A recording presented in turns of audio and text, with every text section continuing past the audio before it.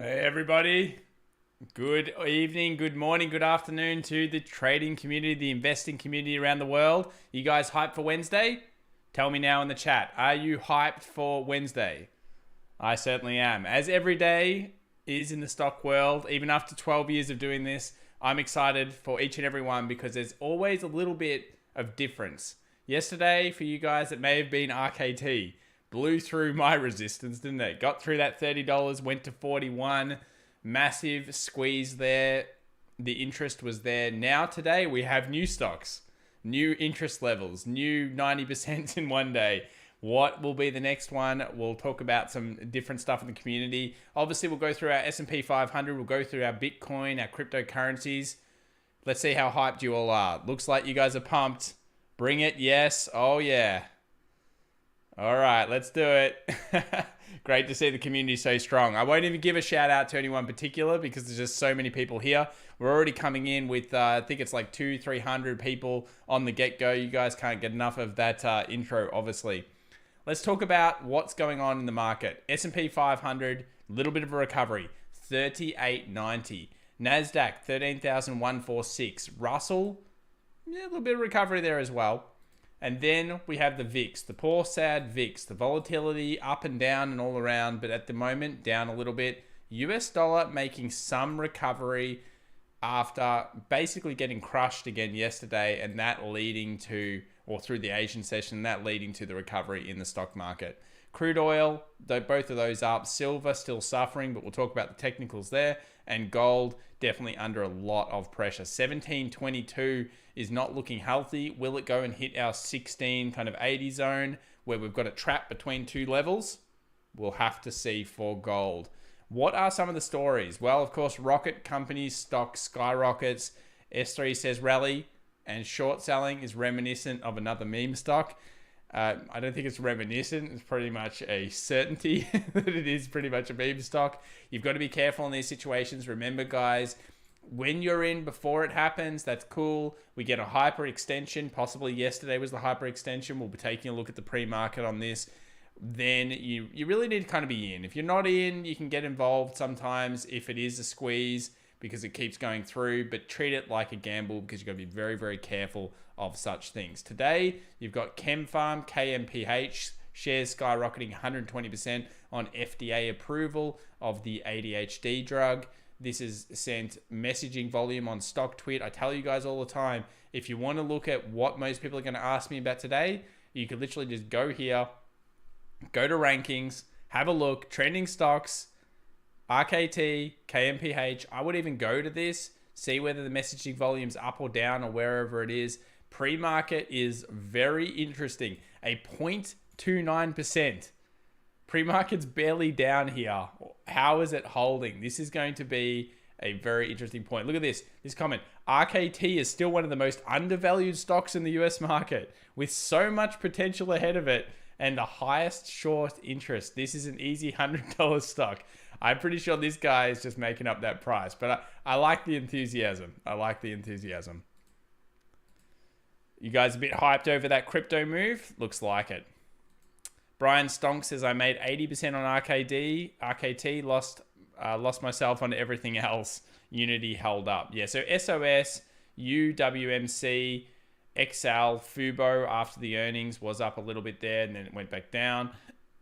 GE, Zoom, I don't even know what heat biologies is, but I'm sure many of those will be asked about. Let's talk about S&P 500 into crypto to start with. Then we'll go into some of the stocks and we'll move on from there. First up, S&P 500. Yesterday's analysis, for anyone that didn't watch the video, but didn't check that out, we had the peak, we had the trough, we had the lower peak, and we actually made a lower trough. Futures now trading 38.90. They've been as high as 3900. 3900 is the war zone from the resistance side. 3860 is our little 15-minute kind of fight town in the support where the bulls come back into play. So this is the trap. It's between here and here. Basically, in between that, I couldn't tell you what's going to go on. We're just looking for confirmations either way to give us a better direction and a better play. Let's talk also about what this could mean in terms of movement up. If you actually take the difference from here to here and you look at the futures, let's load the US 500 futures here. Load up the 1 hour maybe. And you actually took all of the trade from the Asian session, the European session, and the US session, and you broke those down and you considered this a channeling range, which I think is fair between the body closes and the body close down here. You extrapolate that out. What is that shooting onto? 39.30, that critical resistance we've talked about so many times, where when it gets through there, I'm thinking we're going to the 4,000. If we fail here, well, we pressure on 38.20, 3,800. So it's time for the Bulls and the Bears to have a fight. Yesterday was a nothing burger. Up, down, just specific stocks. MJ says, I bought RKT yesterday in the pre-market. Well done, MJ. You did well there. Obviously, it's moved forward. I would have thought 30 was the glorious town for that one, but just kept going. Morning from Seattle, Moon Baby, JC, I5M says, good to have you here, Joel, GME. Well, we'll be talking about that soon. Don't worry. AMC, GME will be coming up. Don't GME and AMC short covers go today? Oh, look, there will be short covers. Probably talking about options a little bit here as well, and the expiries. Tom, can you do the intro one day and then play the actual intro on repeat for the whole stream? I don't know if I could do that, Herman, but I could probably play it a little bit more. I'm glad you guys are enjoying it. Tom got a haircut, Lou says. Yeah, I did. Charlie says, Tom's favorite coin, Doji coin, going up. Oh, you guys know I hate the Doji coin. Don't bring up the Doji coin in the room, guys. I've seen the Doji dog. That was enough for me. I saw it in real life. That was the closest I'll come to own the Doji coin.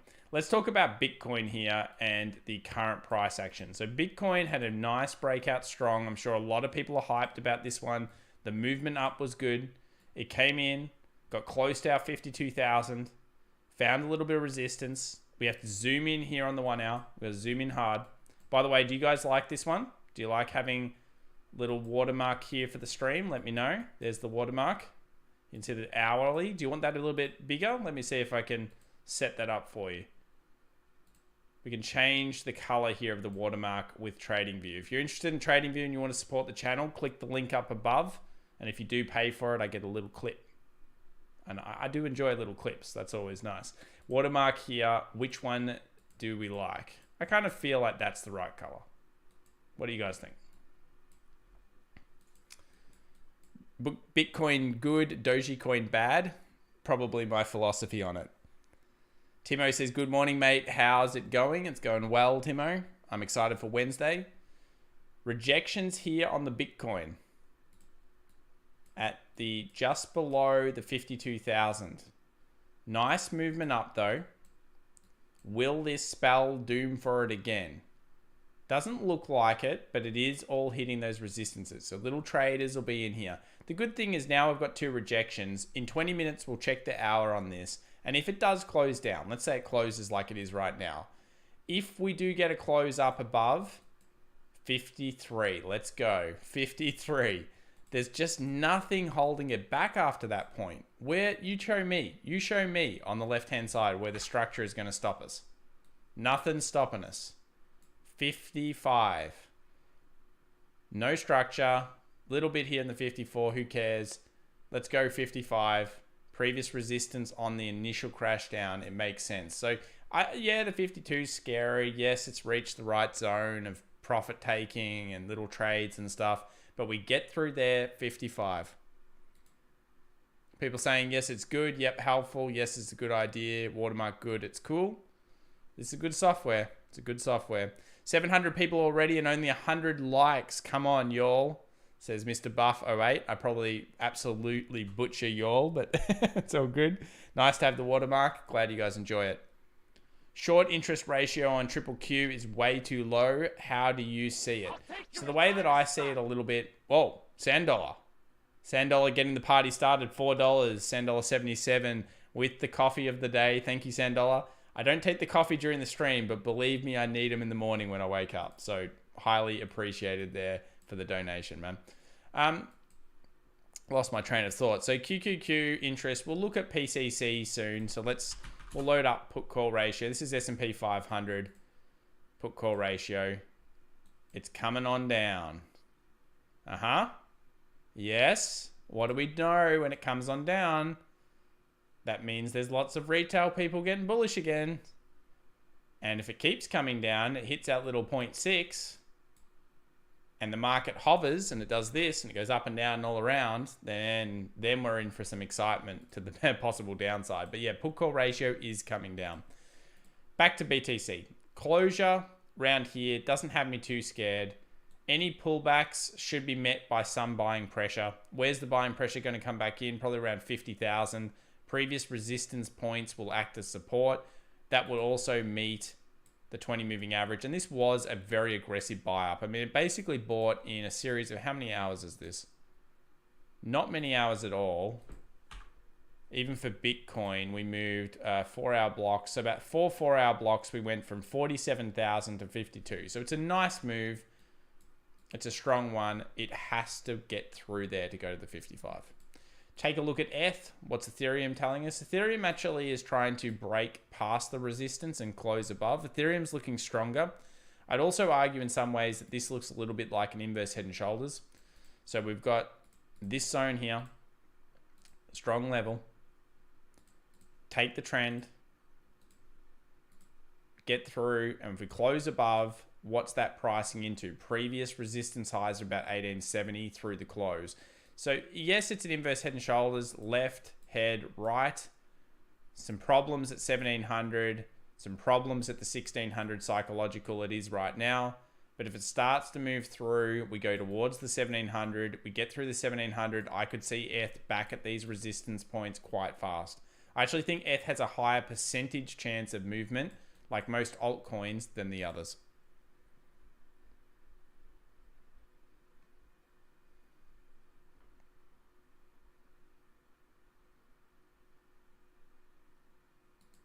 Let me quickly just fix this for you, mods.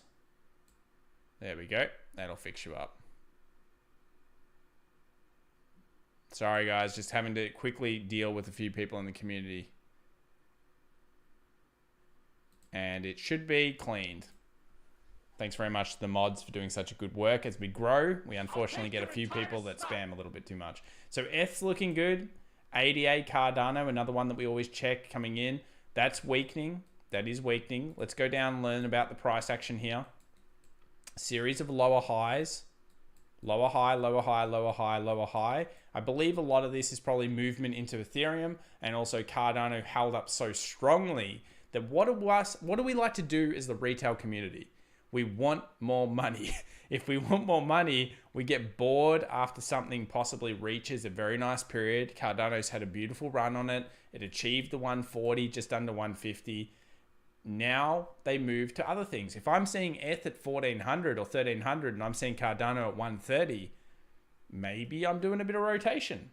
Taking 10% out, taking 20% out, putting it in some of the side coins that I'm interested in.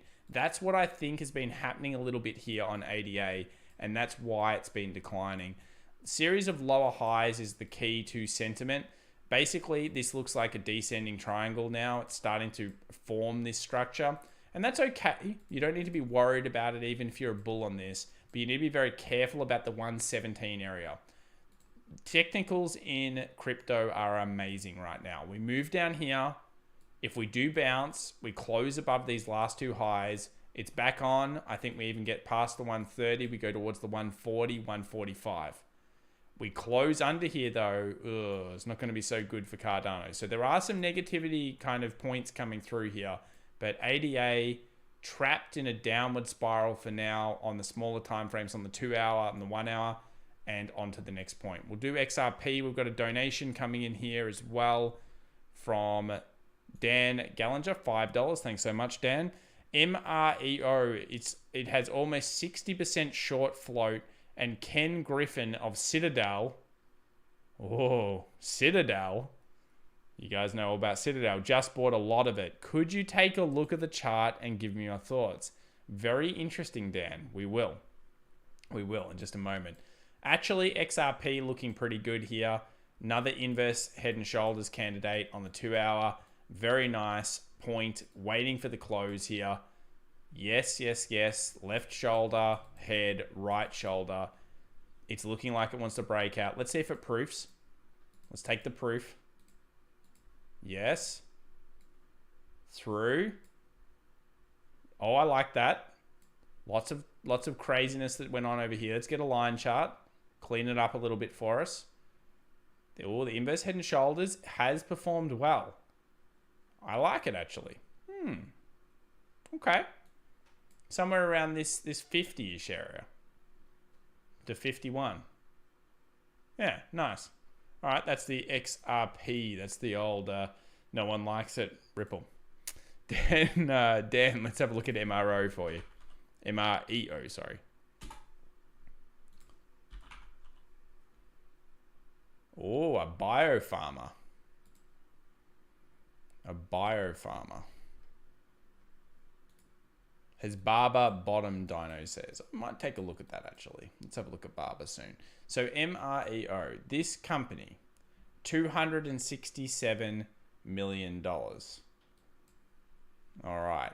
What's been happening on the structure-based formations? Well, volume down the bottom is probably increasing, it looks like. There's been volume in it recently. It has started to break out, and it's breaking out of a base formation. So that could be why some people are getting into it. Yes. Lots of resistance, lots of wicks. Like any good farmer, like a biopharma in general, what happens? Little weird announcements, pump and dumps. Learn from the left-hand side of the screen so that we can apply that to the right-hand side of the screen. What do we instantly see? We see this screen. We go, whoa, what's going on here? Pump, dump, pump, dump, pump, dump, pump, dump, pump, dump, continuously. All to the same resistance. And anyone that questioned whether TA works or not, look how the cells instantly come off that exact same zone. It's a psychology thing that happens there. This is actually a daily close, though, above that level. Daily close over here. It has not done that. It has not done that. I noticed some structure as well forming on the low. So we go down to the 4 hour. There was some nice consolidation structure. Volume increased into all of this break. Probably more so than it's done. It's been a sustained buying route. Very interesting. 450 in the pre, up 1.58%. Yesterday up 11.59. It has closed above before, but then it came down, found previous resistance. That acted as support. Look at this. Resistance, support, structure, close above. Now we're testing in these highs. What is this point? This point's 469, 470. So 469, 470, we start clearing that. We move on up. Where has it been in the past? We'll go back to the weekly. Well, it's been high, 844. So 6 probably is where people will start to sell it. And the main reason that could occur is because that's where those bodies were and it wicked up, it kind of gapped up and then closed down. If you're taking a structure point and you think all the way from here to here, extrapolate that part out, that's calling for like a 748.8. So I like it. It's doing the right amount of things. Higher lows. I have no idea about what this is. There's obviously always a gamble element to these types of things, but from a technical perspective, it's doing the right stuff for you. Thanks very much for the donation and also sharing this concept with the community. Dale says, anyone that says TA doesn't work simply hasn't done... Oh, I'm not sure you retracted the message there, Dale. What were you saying? I was reading it, man. Basically, yes, TA works in quite a few points if you do it correctly. RKT to the moon, says Senjon. CCIV, says Brian. We'll look at these. Brian Stonk says, for example, I was able to get in. That tells me others will be doing the same. The volume pushed it up. We're talking about RKT there, I guess. Let's take a look at the AMC GME situation. Load some more screens. We'll get the 2 up. We'll load this into the, sorry for blind. Oh, no. Oh, didn't mean to go there. Look how white that was. Okay. Get over here to the other list. Watch list, AMC, GME. What have we got going on in the pre-market? So on the GME side, 118.50, only up 0.67. I'll just enlarge it for you guys. Let's do it now. So we're ready for later. And I'll enlarge this one as well. So that's the AMC. Pre-market on AMC up 0.67. So not too much squeezing coming through. I've seen a lot of mentions of certain dates that people are looking at. But yesterday wasn't exactly negative or positive. Look at the daily here on AMC. Very, very similar price. Holding sentiment is good because that means that remember, if another squeeze does occur and it moves up and you've held sentiment around the same level, it's explosive. Look at last move, explosive. After consolidation, people thought it's happening again, it's happening again, it's happening again. If you consolidate here and then move up, explosive again, because everyone starts to pack in. I think Brian said it before. He said, everyone's packing in, everyone's interested in this. Yeah, they are. Because GME and AMC are literally consolidating, they're creating sentiment. And we talk about this all the time. These retail stocks, sentiment is key. Bitcoin sentiment is so important. Sentiment, as much as possible. Thanks so much. We've got 1,209 viewers already coming through. Really appreciate everything you guys have been doing for me recently. It's been amazing. A couple of donations coming in as well. Thamer Al, $1.99. 0 short sellers for AMC. What will happen? Is it actually 0? Or is that just some fake data? Guys, can you confirm? I didn't see 0. Let me know there. Thamer Al, $1.99. We'll go to the community to get some numbers there. Maybe someone will search it through. Ciara Dean, $2. Thanks so much. Hopefully I pronounced your name right there. Can you look at the DXY? Love your channel. We certainly can, and we will. And I appreciate the $2 donation. So pre-market, GME and AMC, they're not looking the hottest. Someone said before Sundial. You know Sundial's like doji to me, yeah. Sundial, no. Tilray, okay. Afria, okay. But Sundial, no. We will look at it. Let's go to the dollar index, 99.44. Ooh, that's picked up a lot. I was running a webinar literally only an hour and a half ago or an hour ago. And I was saying I cannot pick direction on the dollar index right now because it's crazy. But very interesting. Wow. Dollar index 99.47. Now we theorized that by non-farm payrolls, we would be approaching the 91.60, similar to last month. Notice the date here, around the 4th, 5th of Feb. First week of every month, non-farm payrolls. If you're not sure what that is, it's basically the jobs, unemployment claims, those kind of things in the US. So you want to go and have a look at that data every single month. It is important to the stock markets, is important to your shares, even if you don't think it is. It's important to everything. So resistance here, that's what I was thinking would go towards. I'm still looking for another 91 close on the daily, but it's so difficult to read this. Look at these trap levels. So you've got your 91. Let's put our 91 up here. Okay.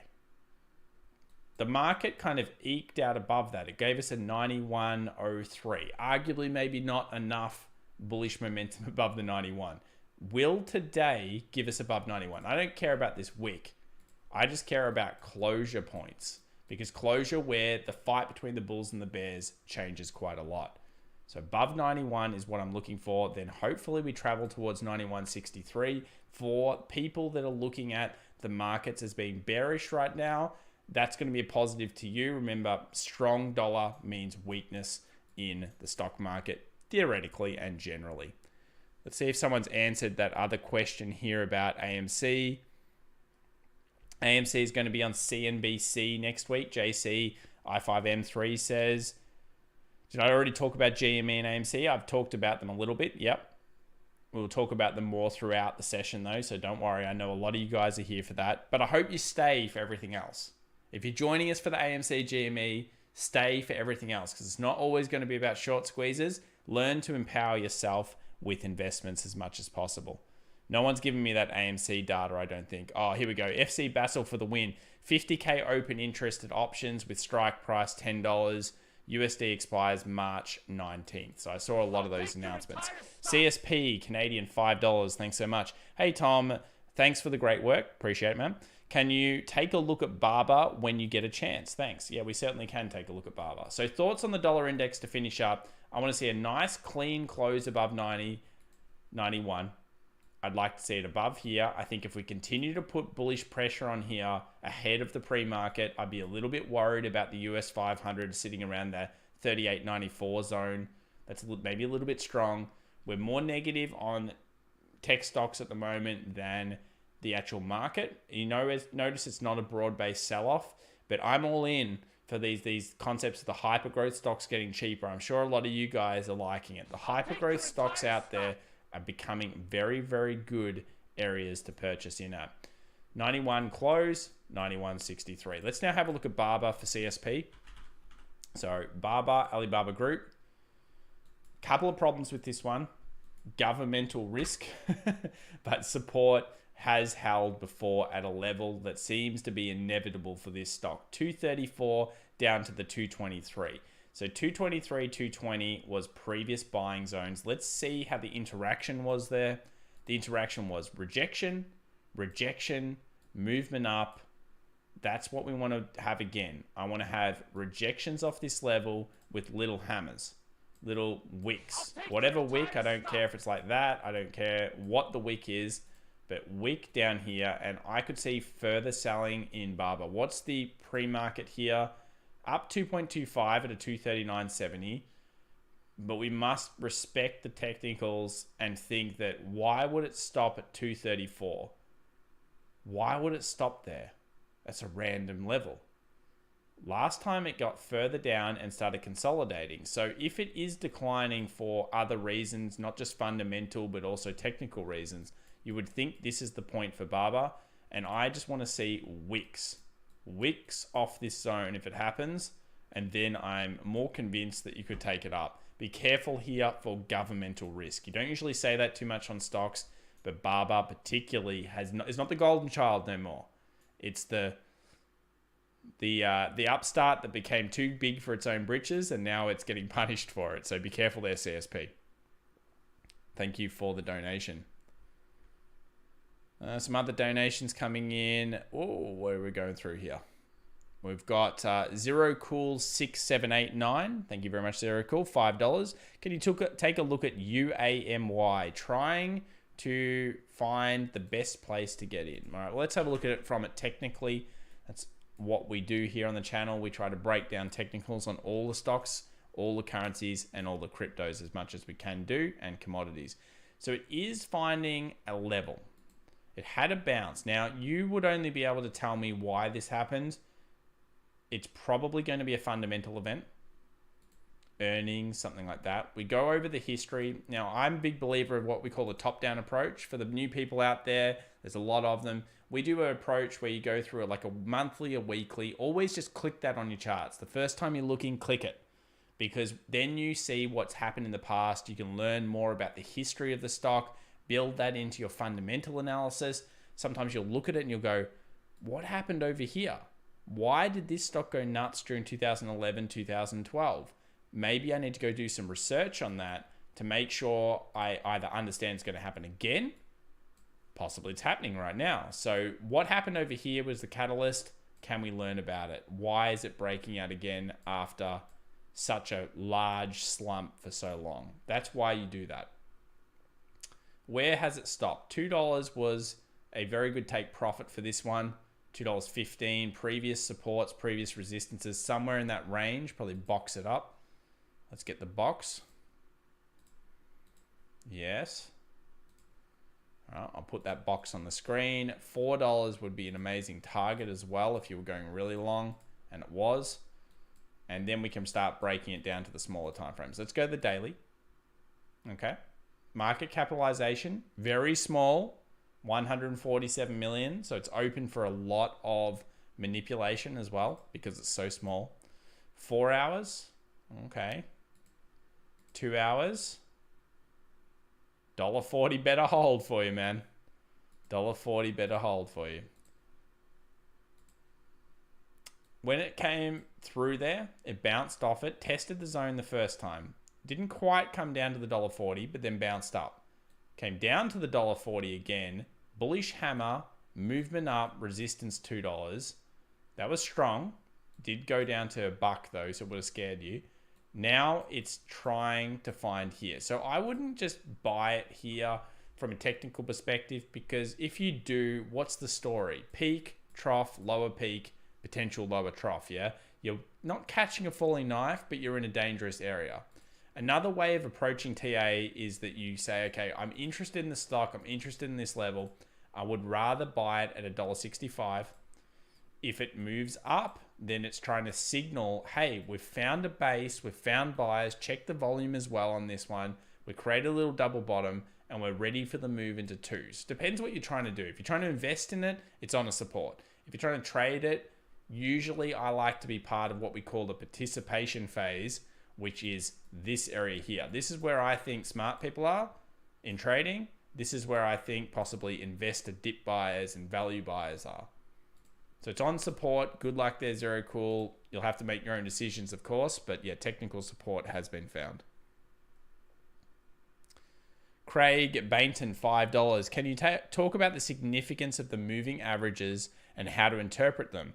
Should they be read at a particular time frame? Also, thoughts on Ichimoku crowd. I've never been asked this question on the stream, actually, Craig, so it's a good one. Thank you for the donation. A lot of people get some value out of this, I believe.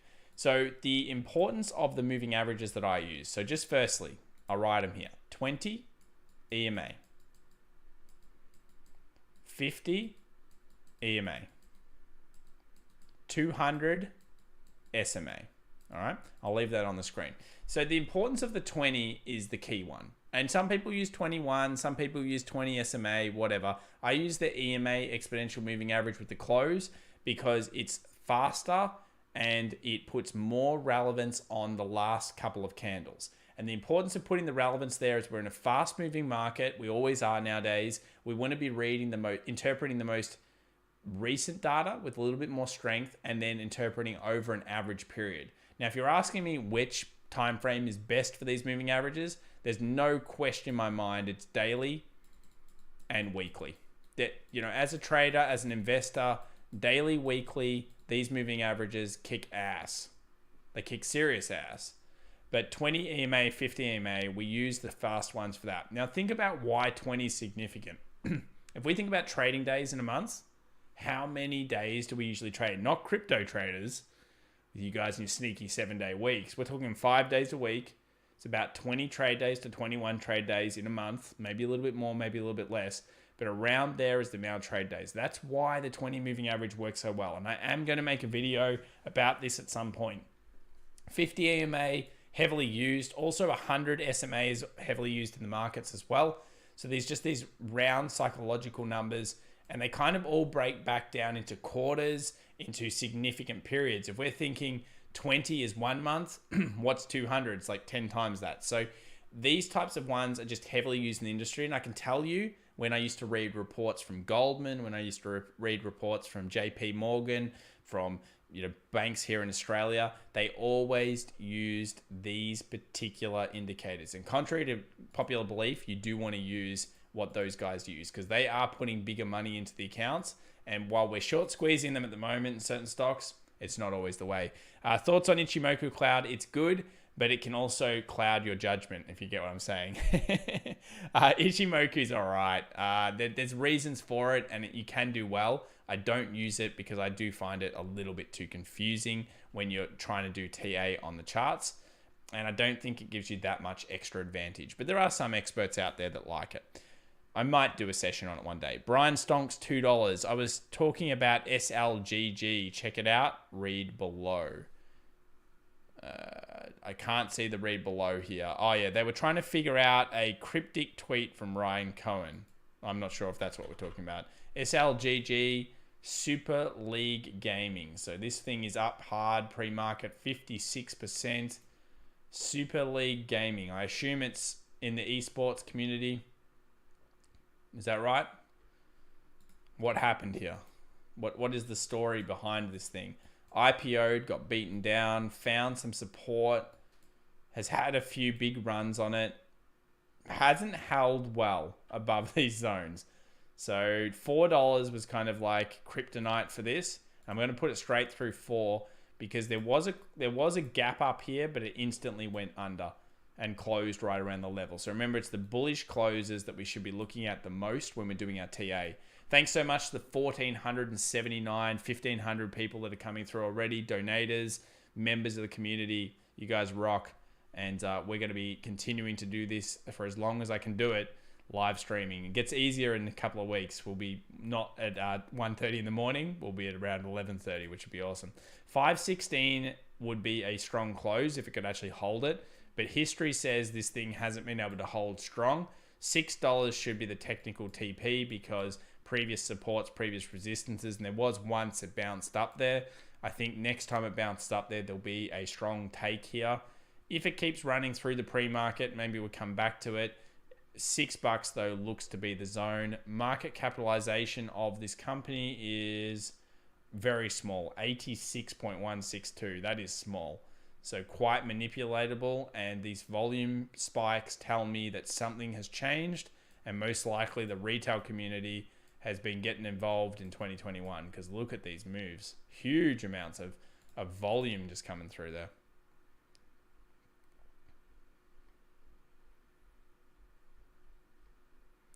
Just quickly scrolling back up to make sure I'm ahead of everybody. Certainly am. People want me to look at Rocket. People want me to look at Costco, CCIV, etc. We'll do CCIV first. Where is this thing at? CCIV. Oh, not that one. Churchill Capital. Moving down. 1.66 up in the pre. Look, the volume is telling. The hype train is out of this one a little bit, yeah? It's, we've got someone joining the Stonk Squad. Baron Pickett, thanks so much for joining the Stonk Squad. Appreciate it. Enjoy their emoticons and being part of one of the best communities around for sure. Here we've got a decreasing amount of volume. We've got nice levels of support, level of resistance. It should be the zone that we do find a key kind of buying pressure. Let's bring this up. Go down. We'll go down to 4. It's resistance, support was wick buying. There was wick buying, a little bit of wick buying. That's good. 32.40 for some reason, or 32.50 was basically the resistance. So think about this from a double bottom perspective. What happens if we go down to a 1 hour? Okay, no engulf. I mean, it's yeah, but if it's going to get the excitement, it's going to do it here. You've got support, resistance, 32.61, double bottoming. If it moves up here, this will be a struggle point for it. If it keeps getting through this zone, then we could be talking about a nice movement and some pressure coming onto the bull side. Where is it proofing to? I'm not sure if the proof makes any sense on this stock, but certainly the base does. It must hold here, and I would like to see bullish action today, which we are seeing in the pre-market. So good luck on CCIV.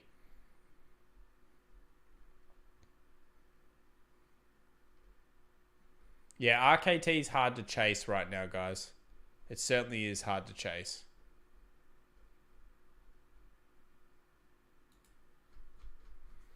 Okay, I think we're all caught up, which is awesome.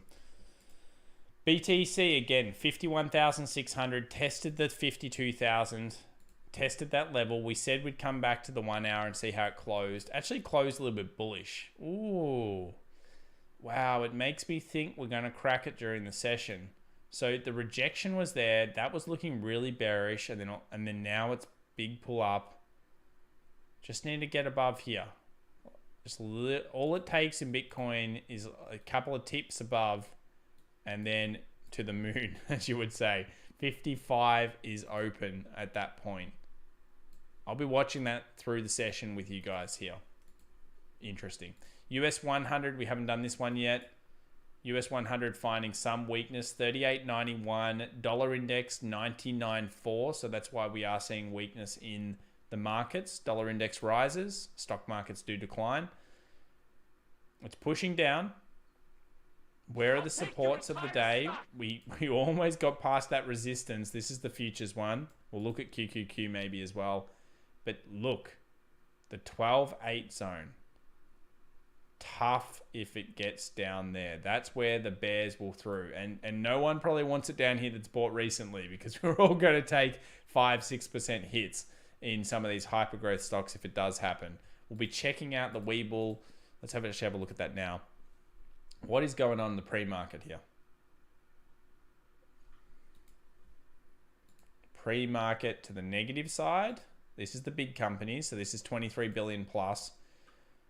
Regeneron, everything else negative. Most things positive today. Even Spotify eking out a little positive. On the pre-market to the plus side, we've got Zoom, we've got Roku, we've got SEA again going up 256. That's been a bit all over the place after yesterday's announcement. Tesla 1.52. We'll go through Tesla very soon. DocuSign, Teladoc. Some of the stocks that got beaten down, Okta, PayPal, they are making a slight recovery.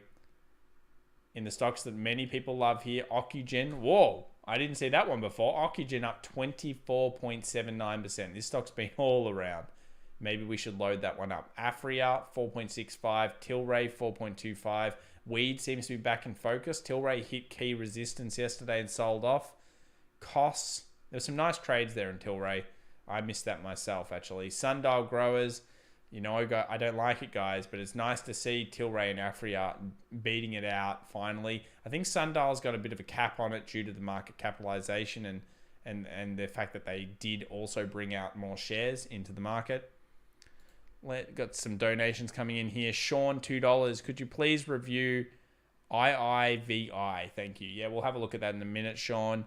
John Caritas, $5. Thanks so much, John. Thoughts on DNN Denison Mine, pennies from heaven? Okay, we'll take a look at that one, John. People want to look at Costco as well. They're saying that Costco is a good structure. We'll look at this. AMC, GME, pre-market now up a little bit stronger. GME crowd 119 we're looking at here, 30. And the pre-market for AMC sitting at 891. Okay, let's load up these other stocks that we just got some donations for. IIVI, what's going on here? Firstly, check the market capitalization, 8.9 billion. Pretty big. Huge run. Wow, that's a huge run. Looks super extended. So in the past, this thing did bounce off 20 moving averages, and after huge runs tended to come back down to the weekly ones. Look at the weekly 20. That's just what it tended to do.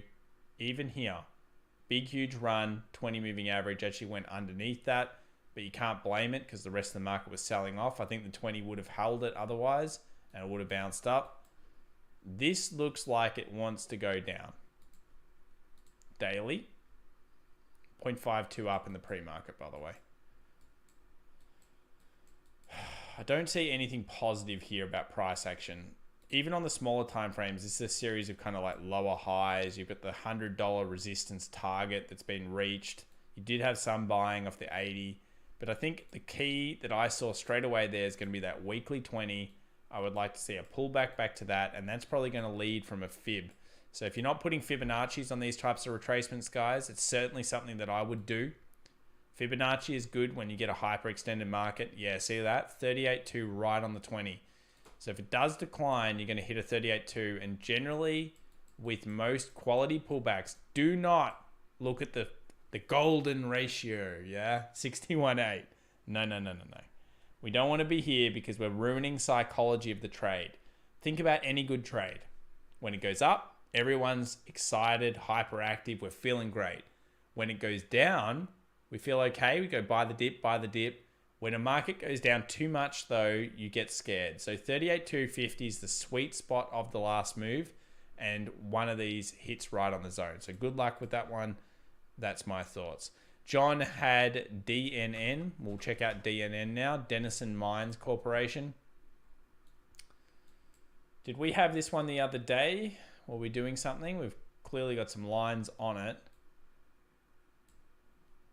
It was probably a hard one.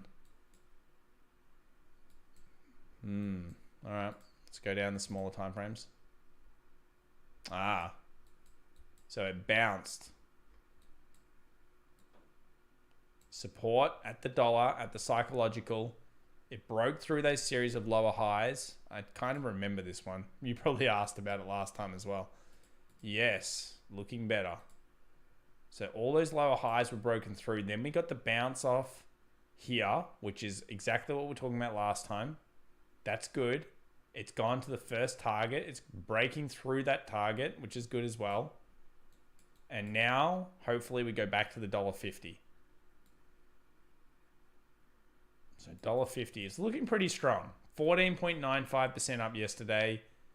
A clear pre-market 126, which if it opens and holds, will be above the previous resistance of the day, $1.22 in this structure over here. So I like it, and I think it's moving in the right direction for you, John. Not my favorite, but yeah, the technicals make sense. Let's go to the community. See here, it's a lot of deleted messages. Yeah, if someone's doing something, just send it to me, Dave, and I'll fix it up. Is it too late on RKT? All right, let's have a look at RKT for you guys. So yesterday we talked about this. It had a nice structure on it. It had some massive volume coming through. As everyone knows, it was moving towards the 30. It hit the 30, sold off a little bit. That's where I thought it would kind of find some heavy selling pressure, a bit more. The sentiment was just way too strong. The power of the community was way too strong. The short squeeze entailed, and then we actually got a 40 by the end of the day. There was selling around that psychological point. Pre-market now is 38.61. Now, I said I was surprised when it was holding, a 0.23 down pre-market at the start of the stream. Less than an hour ago, this thing was only 0.23 down. Now it's 7.4% down. Look to the nature of how short squeezes have generally happened in the past. The power has been usually in the first day. It's been very, very brutal, very, very quick. Look to Tilray. What happens during this? Let's have a look at Tilray. When do we know a short squeeze is completely stuffed? Usually it has a very easy symptom to know, and that is movement up, flash crash, and a movement close to the previous peak. It's because they actually haven't been crashing through the run. Look at this. Tilray never crashed, guys. It did, but when it did crash, it was the end. So it's a sentiment-driven player short squeeze. When it crashes, that's when we need to be scared, and we only will probably see a 61.8, 78.6 fib pullback. I would get your fib out on this. I would put this, and if it flash crashes over 20%, you know that it's over, and it's a get out of, try to get out the 78.6, 61.8 kind of zone. That's just my opinion on these types of ones, but that's what happened there. That's what happened really with all of the squeezes so far. When the sentiment's been in, they've been driving really, really hard. We know there's resistance taking here. The pre-market's down 8 now. If it continues to fail and then does have another rally, which you would expect usually a second rally to come through, it may, if it can't, it probably will not now reach a new high.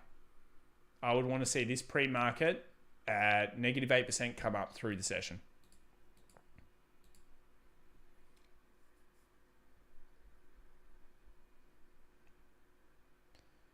"24/7 stock market would be fun. Please don't do that, JC. Don't talk dirty like that. I don't want that, man." A lot of people say they want it, and they've already got the pre-market like we have right now. But if you have a 24/7 market, wow, it's terrible. Can you imagine? You'd be doing it for like 2-3 months. We're all excited, but then after that, it wouldn't work. Let me sort this out for you guys in the mods.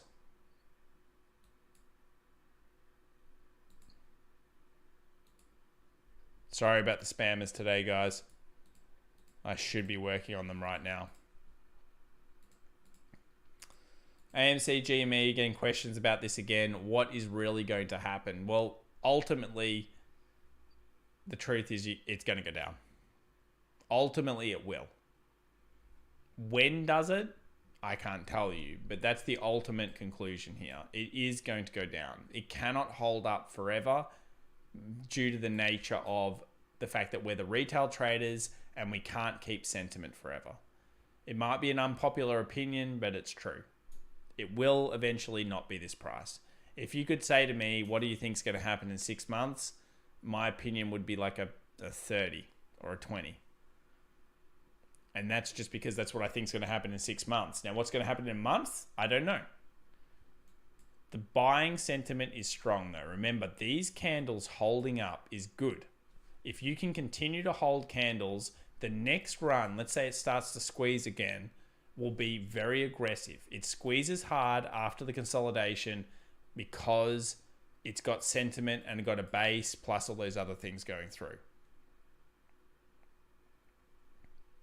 This area then will blow through 200, 158 is first target, 200 is next target, somewhere in that 280 is the target after that, and then we've got that 380 where we opened many times and failed through it.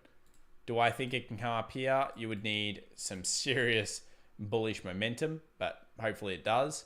And my opinion is somewhere around this 158, we're going to struggle, but if we get through, yes, things should look a lot stronger.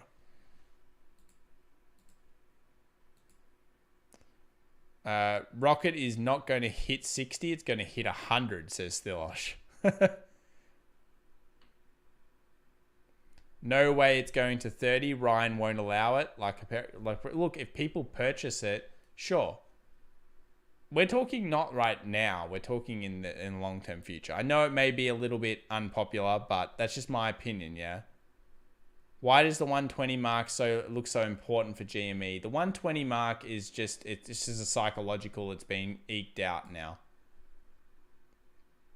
It's just the closure points that have happened. And then they start to mean something. It's not just the first touch, it's the second, the third, the fourth touch that means something. Look at all these rejection wicks. A daily close, even above here. A daily close here. That will send you super bullish.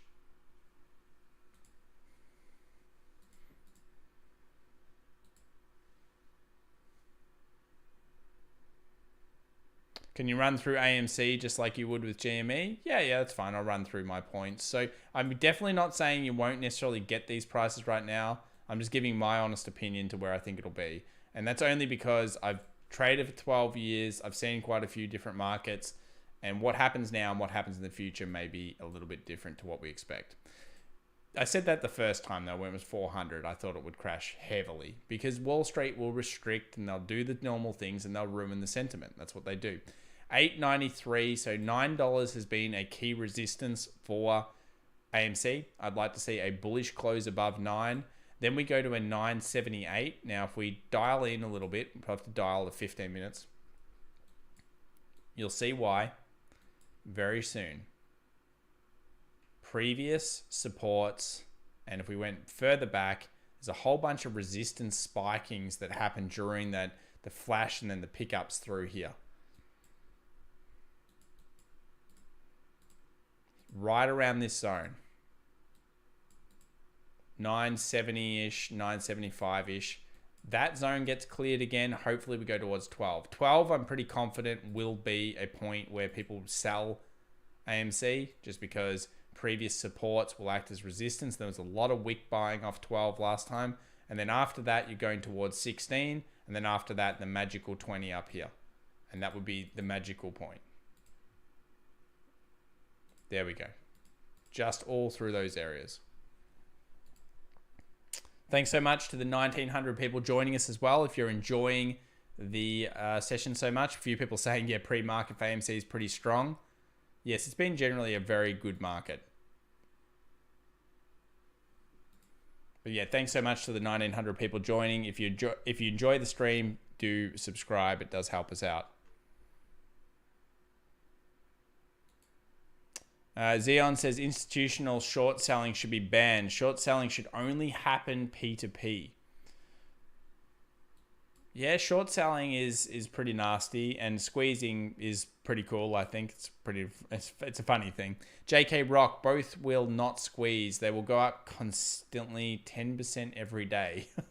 All right. When should I sell my 40 GME shares? Well, it comes down to what is your target. I mean, 158 is going to be some selling pressure, but if it gets above this time, it's probably showing sentiment to move through that zone and possibly towards the 200. You've done well so far. 160 might be the last chance, says MJ. It's possible.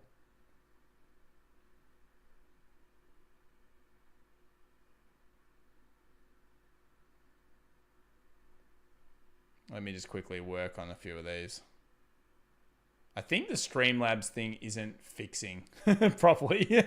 I don't know what's going on with that Streamlabs thing. I'll look at that tomorrow for you, Dave. Rocket pre-market 6.51 down. You don't want this to be down 20% because while I think a rebound could be in order, then it may be all over. Remember, 20% down is not good. It starts to do this, like Tilray. It was all over very, very fast. Simon, knock 50. Thanks so much, Simon. GPRE, good time to get in or too late for the party? Love your stuff. Appreciate you very much there. Green Plains. Is it too late to get into the party? So 6.22%. Go to the daily. How much party has there been? There's been a lot of party. Yeah. All right. It's probably proofed well through. Take a look at this.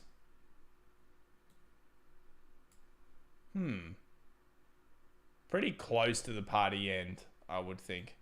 The party end's probably around 30 on this one. 4 hour. Okay, 2 hour. A lot of volume coming through. Did you see that volume? It just started picking up hard here. So the party did start and there was a lot of volume associated with that. Close yesterday was decent. Go to the 1 hour. Okay, did close out above, came back and retested. Previous little bit of resistance may act as support. Maybe we go towards the 30. Buying pressure's pretty hard at 24 and 26 where there was a resistance. So you've got some pressure if you've got some kind of like backing if it does come down. Look, I don't mind GPRE. It's right at the zone. Where's the party end? Probably the 30, Simon. Good luck on this one.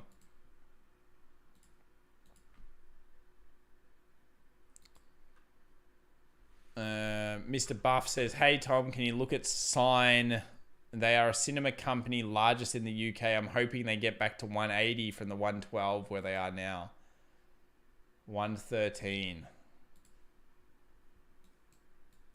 Well, at least you closed above this high. I think we've looked at this one for you, Mr. Buff. There's a lot of room here, isn't there? Geez, it was a brutal sell-off for this one. Probably the 176 resistance over here may act as it. Yes, it looks to be out of the worst. And yes, it is turning around as the vaccines go out and everything else.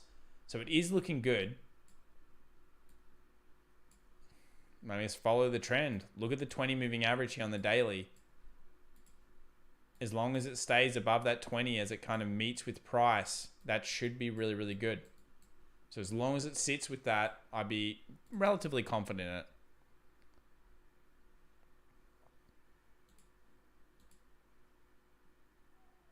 MJ says, a lot of people say Friday is the most important day, but I don't know why. Friday is just really about sentiment, whether the market holds up or goes weaker through that period. Big shout out again, 1,900 people, still very early in the pre-market. We're 11:30 p.m. my time, 2 hours till the market opens. Not too long now, but yes, things are moving. What have we got going on with the S&P 500? 38.91. We did our analysis, started the session here. What did we find? 3,900 is the resistance. There it is. 3,900 is the resistance. And for the support, we've got the 38.69 in the futures, but I think the real market's really more about the 38.60. So 38.60, this zone here will be a fight between the bulls and the bears if it does short off today. And if it moves through the 3,900, I'm looking for a bigger move to the 3,930. And then any close above 3,930, bullish action is back in. We should be moving towards the 4,000. Danny Feng says, first time on your channel. Nice to see a gang up and watching. Oh, very good, Danny. Hopefully you enjoy your time here. Costco's been requested a lot. Let's have a look at Costco. You guys loving Costco right now. What are you loving so much about it? The fact that it's going down? Look at it. 390. Jesus, that was overpriced. So overpriced. Look, it's not the time for consumer staples, yeah? So in a bullish cycle, let's say we're stage 1 of bull cycles. Consumer staples, they go well in defensive periods during pandemics and late in bull cycles, middle of bull cycles, and they do well there because that's when people start going, I'm scared of the market. I need something that's defensive, grows solidly, pretty basic stuff. This is a decent sell-off for a big company, 393, moving on down now to 318. Let's take a look at how it performed out of the GFC. So it did start to recover, but notice the real hyper extended trend. When did the big hyper trend happen? So it went 76, 2015 sitting at 153. And remember, this is a doubling of market capitalization after this. But look at that 19 period. Wow. 17, 18, 19. So in the late stage bull cycles, when you really want to buy the consumer staples, is it coming down to support? Yes. Simple answer, yes. Here it is. Resistances across here on the left-hand side. Support. That would be a nice level. And it would make some sense. I wouldn't catch the falling knife. I wouldn't be surprised if Costco kind of started consolidating here. It's well known to consolidate over a period of time and then start the next move. So my thoughts are, yes, Costco's coming down. So is Walmart. So is a lot of these consumer staples. And they'll all hit critical points soon and then start to consolidate for a little period of time. And maybe you'll want to have them on your alert chart. GZ Thrive, ZAR, $35. Would it be possible to have a look at MRK Merck? Was wondering if TA might explain why recent good news is not moving the price up. Did you look into the good news quite deeply there on Merck & Co? TA probably won't necessarily explain your problem here because this stock wasn't exactly hyper growth. It was at a resistance. I would say there's more in the news. What happened over time? March 2019, lots and lots of support through this area. Usually when you say that, what I would expect is the market has gone like this. And then you get the news and it goes back down here. And you say, what? How could that happen? The news was so good, Tom. The news was so good. I was confirmed that thing should have gone up. It's because it overpriced itself. So even though the news is good, it had crazy expectations. And that's what we've seen on hypergrowth stocks. Even Spotify, Roku. You guys read the reports. The reports good? They're good. They're really good. They're amazing. But the stock was so overpriced to the reports. Do you think Rocket could double today? Anything's possible when it comes to these short squeezes, yeah? Is SOS done? We'll take a look soon. Supports here. Maybe earnings were somewhere around this zone. It's just coming back down. It must have not met expectations for the market. And most likely the earnings was somewhere around this period. Let me just get something on the screen.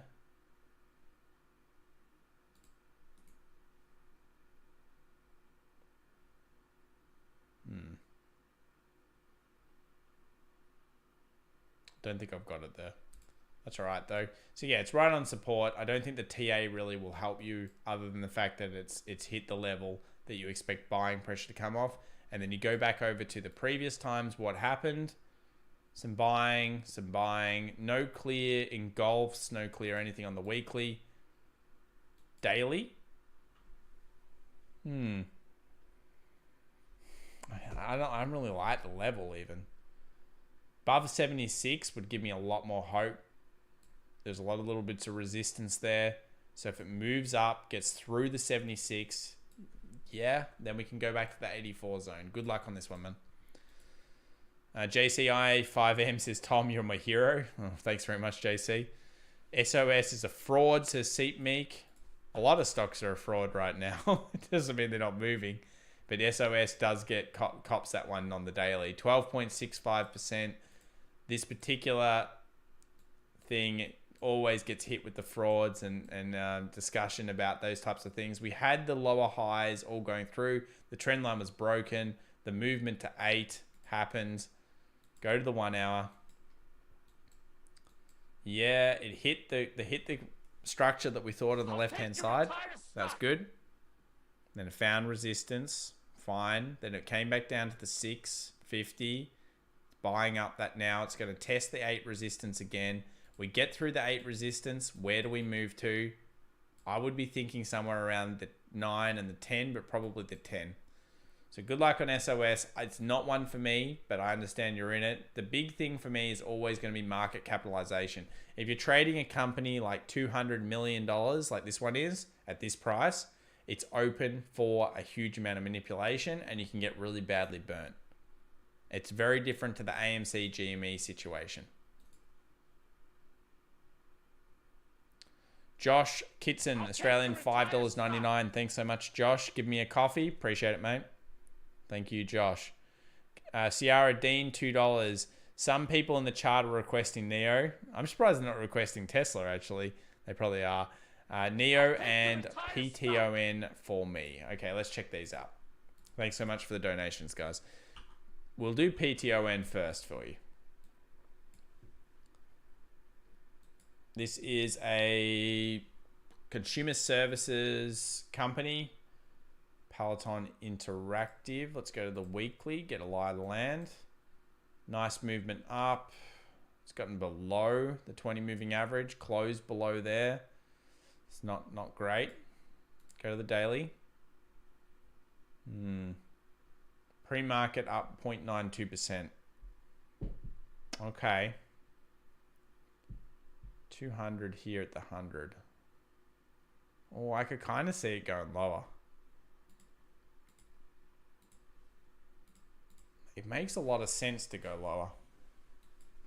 Daily doesn't have that much great structure on it just yet. It looked weak yesterday, down 4.72. There's a 200 simple moving average here, previous support structure, 100 zone, and previous resistance structure. It's fallen hard and when it got through the 140, which is previous resistance support. So yeah, I feel like this stock could go lower. You may not want me to tell you that. If it's going to move higher, you need to close above this zone and that will get sentiment back in or prove that the last 2 resistance peaks have been broken through and we can move towards the 140. Buying pressure will be here. What is that? 114, 115. Yeah, so 115, you could look at buys. 127, it moves through here. 140. Good luck on this one. I think it could go to 100 though. NEO. NEO has been disappointing, hasn't it? Continues to fail us. Alright, same as always, $40 is the super key support. My God, we need to hold this zone. $40, hold the wall. We'll draw the fence if necessary under here. We've got the fence. I'll put it here for now. So the fence is underneath, don't worry, the 40's safe. Previous support was buying, it was good. There was wicks here when the flash crash happened on that day. Tesla was also down. Now I remember this because we were live streaming it. 15% down NEO that day. Over 15% down on Tesla. We've got a bit of a train going on here. Thanks so much, members. Appreciate it, man. This 52 resistance, that looks a little bit far away from now, but I would like to see any level that comes down to this zone be instantly met by buying support. I want to have 4 hours, 1 hours, dailies, whatever it is, wick rejections off this. Now you get wick rejections, it shows a strong movement in sentiment from the buyers, and then we can start to move up. We've got the fence underneath, we're moving up, we're going strong, and then we hopefully get to the 52 where again pressure of the selling will happen and the profit taking will happen. But yeah, weak rejections off this zone for NEO. 2.26 up today, 44.27. All of this area should be in your little box. And I talk about boxes quite a lot. I like to draw boxes through the wicks. So I like all of this like wick action here to the body. So this zone here is what I would alert to my little buy area if I like Neo a lot. Because this area here makes sense. We've got wick rejections over here on the left. We've got the bodies that came down. All of this becomes the alert level, and we hit it yesterday and then bounced up. Wow, you guys are just smashing it out. Look at all these donations. Holy moly. Ciara, thanks very much. Appreciate the $2 and the requests there for the community. That's awesome that you requested something for the community as well. JC, I5M, welcome to the Stonk Squad. I thought you were in the Stonk Squad already, JC, but welcome. Appreciate your support. Hopefully we can continue to have here in the community. Mario Crumpler, $2. Thoughts on HSTO? Okay, let's have a look at that one. HSTO, histogen. Oh, Bitcoin. Bitcoin, guys. Now we're making money. Yes, I'm cool with this. 52.25. Yes, Bitcoin. Let's go to the 55. Can we get some diamond hands up? Can we get some rockets in the room for Bitcoin? Very strong. Very strong. Let's get a close up here during the session. 1 hour in 17 minutes. Ah, yes, I suspected as much when they get the wick rejection. You Bitcoin guys, you know how to push those candles around. Little closure above, signaled the weakness wasn't in, and bang. Now we move up. Bitcoin could have a very nice day today. Actual S&P 500 dropping at the same time as well. 38.88. Interesting. What's AMC and GME doing? GME's trading a 119.85. AMC 891. Okay. So GME's leading the crowd. 141. Quick check of the Webull crazy stocks. Looks like still Oxygen leading, 26. Tilray and other weed stocks doing well. Palantir, 2.17. We'll look at Palantir. Don't forget out on Palantir. I think it's a little bit of a sleeper hit for the retail community right now. People are a bit off it, but they'll come back. They'll come crawling back. You guys going to come crawling back for Palantir at one point? Mostly green across the board. Roku had a bad day yesterday, recovering 2.43%. Zoom, SEA, all of those stocks getting beaten are now up. Let's do this one for Mario. Histogen. Pre-market 115. Daily. Oh. Mario, man. What is this? Stock is... It hates life. It's the negativity action. Oh, man. What can I say? Weekly. It's just... I mean, I don't see price action that shows me bullish intentions. I just see sad times, unfortunately. What's the month? Oh, that's not even good. I won't even look at that one. No shooting star there on the monthly. Look, the positives are you are at a support. The positives are you are at a support. There has been buying pressure here, although not that strong. But when it broke through, closed above, it came down, tested this zone. It tested it again. 4 hour. Just keeps hovering around there. It's probably got really low volume and low trade. $31 million. Oh, no wonder. Wonder what the 1 minute looks like. It'd be so nasty looking. Yeah, look at that. Oh, volume is up.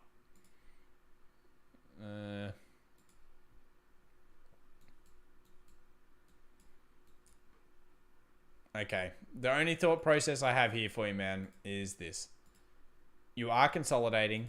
If you consolidate here and you break out above, look to the volume on that break. If it's increasing into it, that's going to probably show accumulation on a small stock like this, and then you can get involved with it. Targets on this are really weird. Probably $1.50. Look for the psychological points, and then $1.80. So good luck on this one. I can't tell you much more about it though, Mario. All right, let's scroll on down here. Lots of people donating and doing all such stuff. Joe DXB, welcome to the Diamond Hands community. Thanks so much, Joe. Appreciate it. Took me a little while to get there, but yes, thank you very much. DDPL 15769, SGD 698. I do love Singapore. Is Riot going to be bullish pennant with support at 49? Help me, thanks. Oh, DDPL. That sounds like you've been in it at the wrong price. Okay, let's have a look for you. Riot blockchain. You're probably doing the community a favor because they like this one. Well, they did like it. Shouldn't be a glorious day for Riot blockchain today, guys. You would think.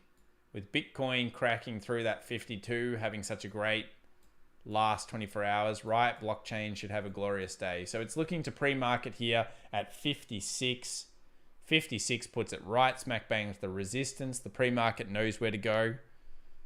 These guys know where it's up. Yep. So resistance here, closure above this zone on any significant time frame. Notice how there's no actual 1 hour above here.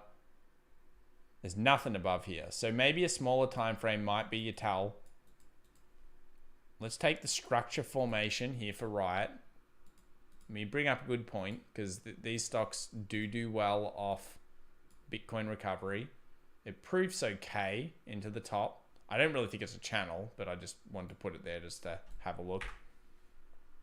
Yep, close above this zone should trigger buying, maybe to the 70.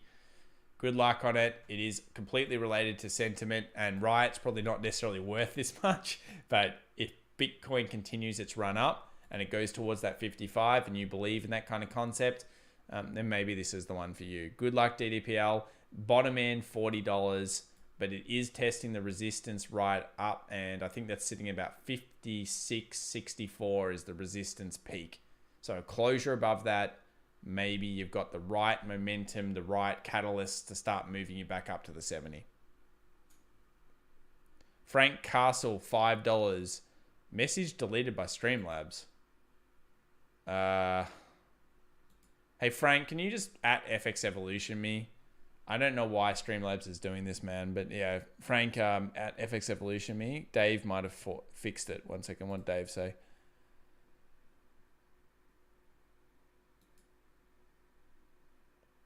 Oh, thanks, Dave. Dave's a great mod. He's helping me out here just to go through these. Don't know what the bot did. Yeah, Frank, we don't have your message. Sorry, man. And Tammy, $5. Thanks so much, Tammy. CTXR. CTXR. What am I doing? Citius Pharmaceuticals. We've looked at this one several times for you, or for people in the community, I believe.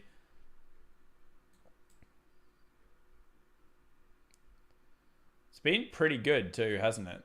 This was one I liked a lot. I think I liked it here. And it hit 3. Just underneath 3. 250 was our actual target, if I remember rightly. So 250 resistance, that's where I thought it was. 3 would be the next resistance. It stopped just before that zone. And now it's coming back down to earth. So I can't speak for the fundamentals of what's happened here. The daily starting to look a little bit negative. Go down the 4 hour after the initial hype train. I don't think also Riot is a pennant. I just think that it's got a clear resistance above it. I didn't answer the pennant question, but to answer that, I don't think it is.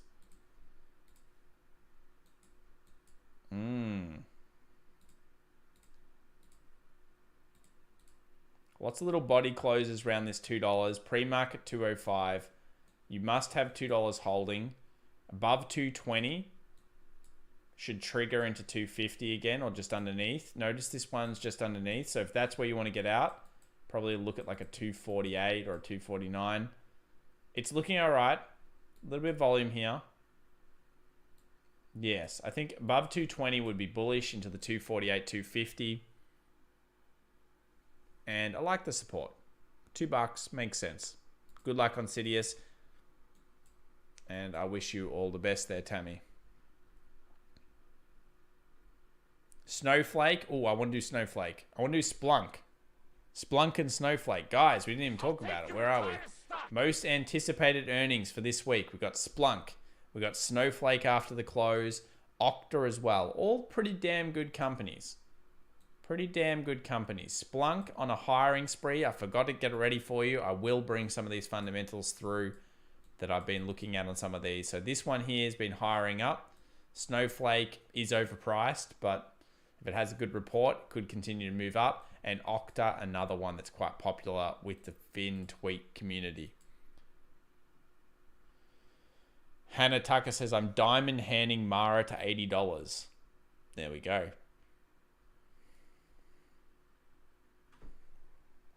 I've heard speculation for Rocket price target to hit 475.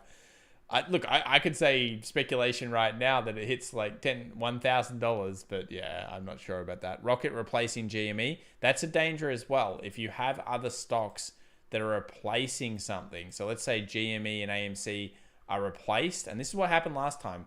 It went too thin. Remember, we had the silver squeeze at the same time as we had GME, BlackBerry, Nokia, AMC, COS or whatever it was, and there were others.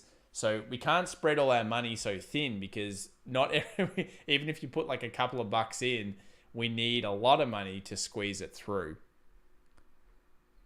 Dave, if possible, could you maybe... Stephen A, $2. Thanks so much, Stephen. Appreciate the donation. If you do find that one that got deleted, please let me know what it was.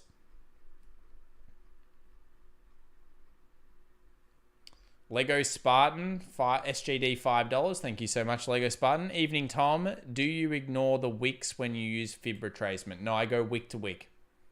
Wick to wick, Lego Spartan.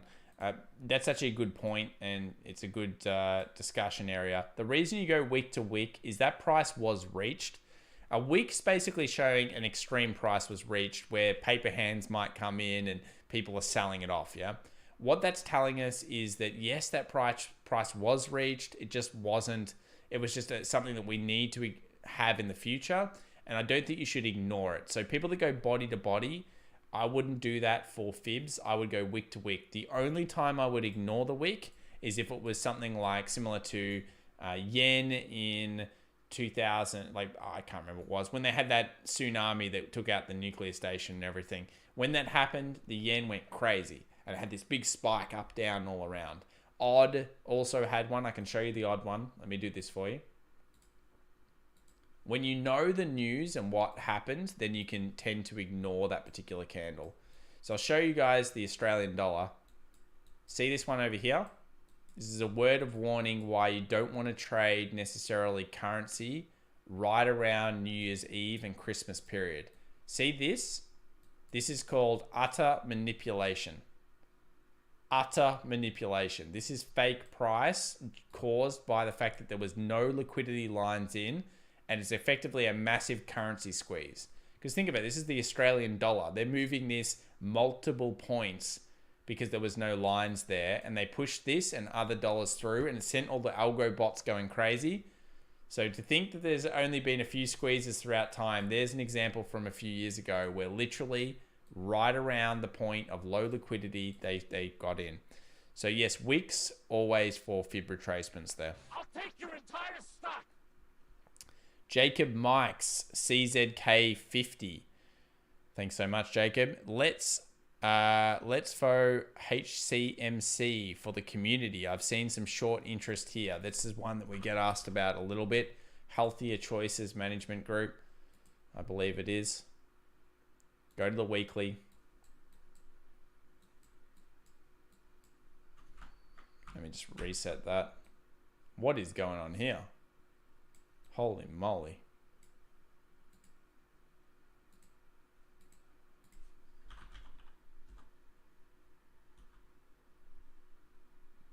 Do I not have data on it? There we go.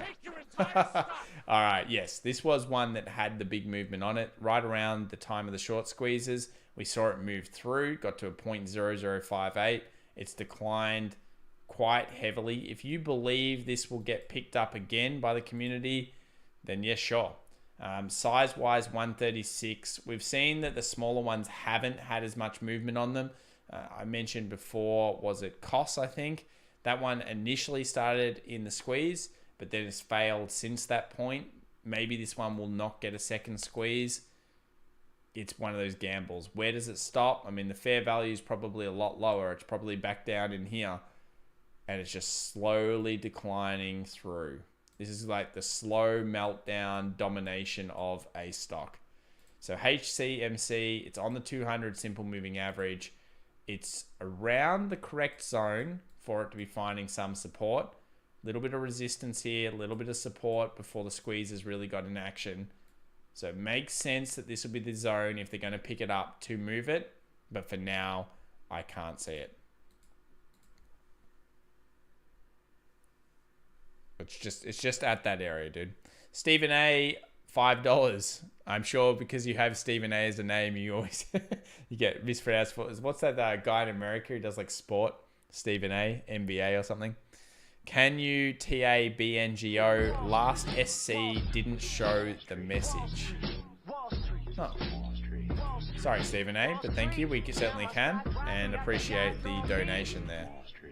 Yeah, when you put it in, you've just got to, I don't know how the super chat works, but you've got to just try to put that one in with the message, I think. Otherwise, it just stickers me. Here we have support being found. Also, big thank you to new member. We've got a new member, Tammy Palestro. Thanks so much for joining the Stonk Squad. Welcome aboard, Tammy. And hopefully you enjoy the community. $9.50. Support across the board. Wick buying. There was a little pennant here before. And you would have seen that when I first loaded it. Our initial thought when we did this a while ago was that symmetrical triangle. When this broke through, it was going to go this distance. I didn't actually go and recheck it, but it looked like it actually went the distance. Let's have a look here. So we go about there. It's the distance we go for symmetricals. Yeah, pretty good. Nice. You would have picked it up on this close here. Put your little stop underneath that zone. That's all you've got to do. And it moves up. Now we're back on heavy support. Resistance, support, wick buying, 200 moving average on the 2 hour. What's going on the daily? Okay. Nothing much. Very thin. Market cap size here is 1.45 billion. Quick shout out as well to the 2,115 people who've got viewing today. Thanks so much for viewing. If you're enjoying the stream, consider subscribing. Hit that like button. If we can get the like buttons up, guys, to 750, we'll play the intro again, and I'm sure people that are visiting for the first time will enjoy it.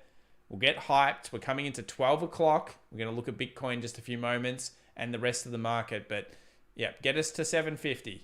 Like it up. If only a few of you do it, we'll be there in no time. Supports. I like the level. I want to see a little bit more price action. Let's go 1 hour. Do I go to wick here or body? Probably body.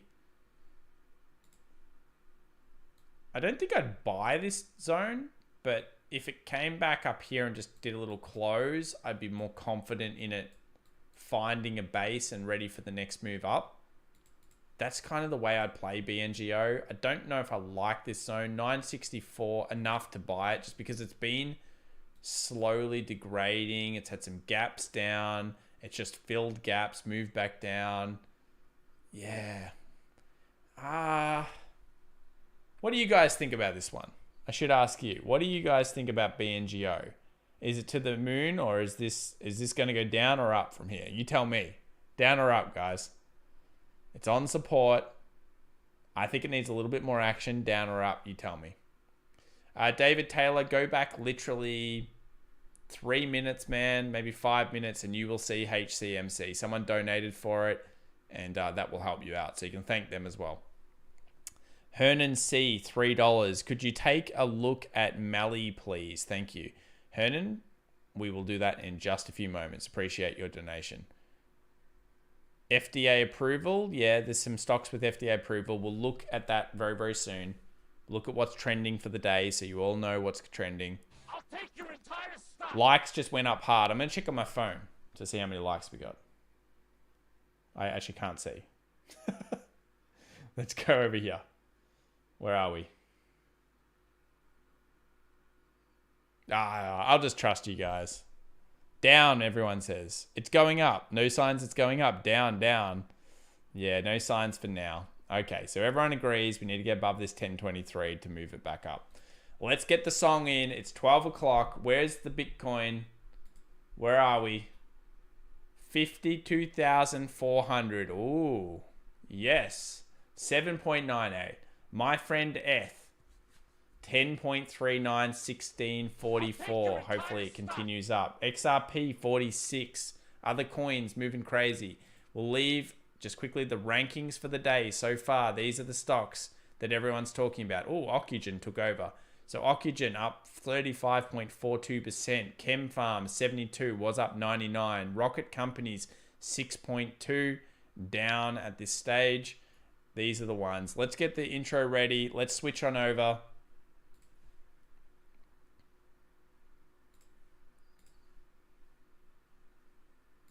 All right.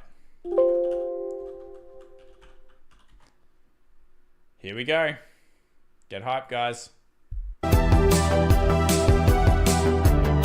some water.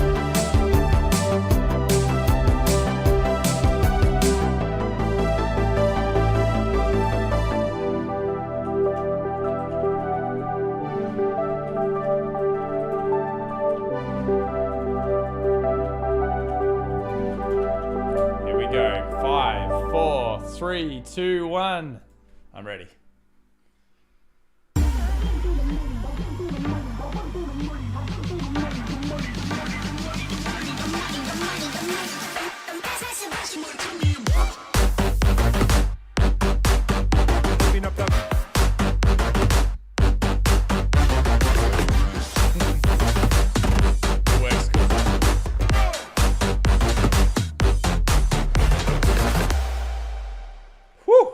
Every time. And the risk warning. Risk warning, of course, important to understand. Everything we do here is my opinion. Yeah? All right, let's go in, have a look at some of these donations. We'll go back up. I know you've been waiting patiently there to some of the donators. We'll move over to the line scene. Hernan C, the $3 Mally. Hopefully it's the Nasdaq one. Firstly, get a lie of the land. Some wick rejections here off the 2000. I think I saw this stock already before 2000. Man, they got smashed when it got off that one. Now it's moved down to, pre-market, 7.3. Okay, so it's moved down to a zone that you would expect some buying pressure. Here and here, 20 moving average. Almost the same pullbacks too, probably. So yeah, that's right on support. Let's now dial it in. Let's dial in the daily. We're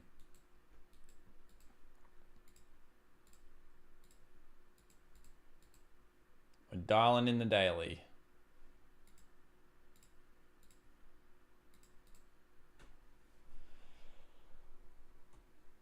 Bullish hammer.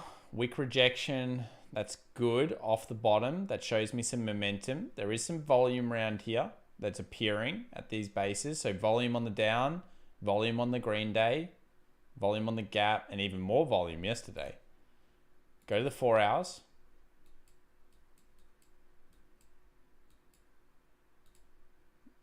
So my thoughts are this should be buying.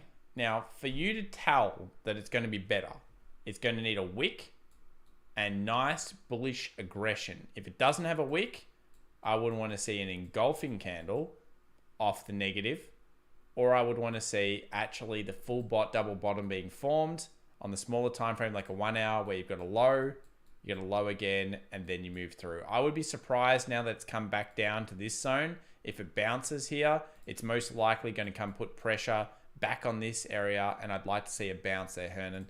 Good luck on this one. Profit targeting would be 1900, 2000 again. I think 2000 will continue to be a specter for this for a little while. But the formation is okay at the support. We have another donation coming in here from Reja. Oh man, you got a name that I cannot pronounce. Zaveshit. Zaveshit? I don't know, man. $1.99. Please look at CRSR and FB. Loving the stream. Thanks so much, man. Sorry for butchering your name there. Facebook. I gotta go better with some of your names.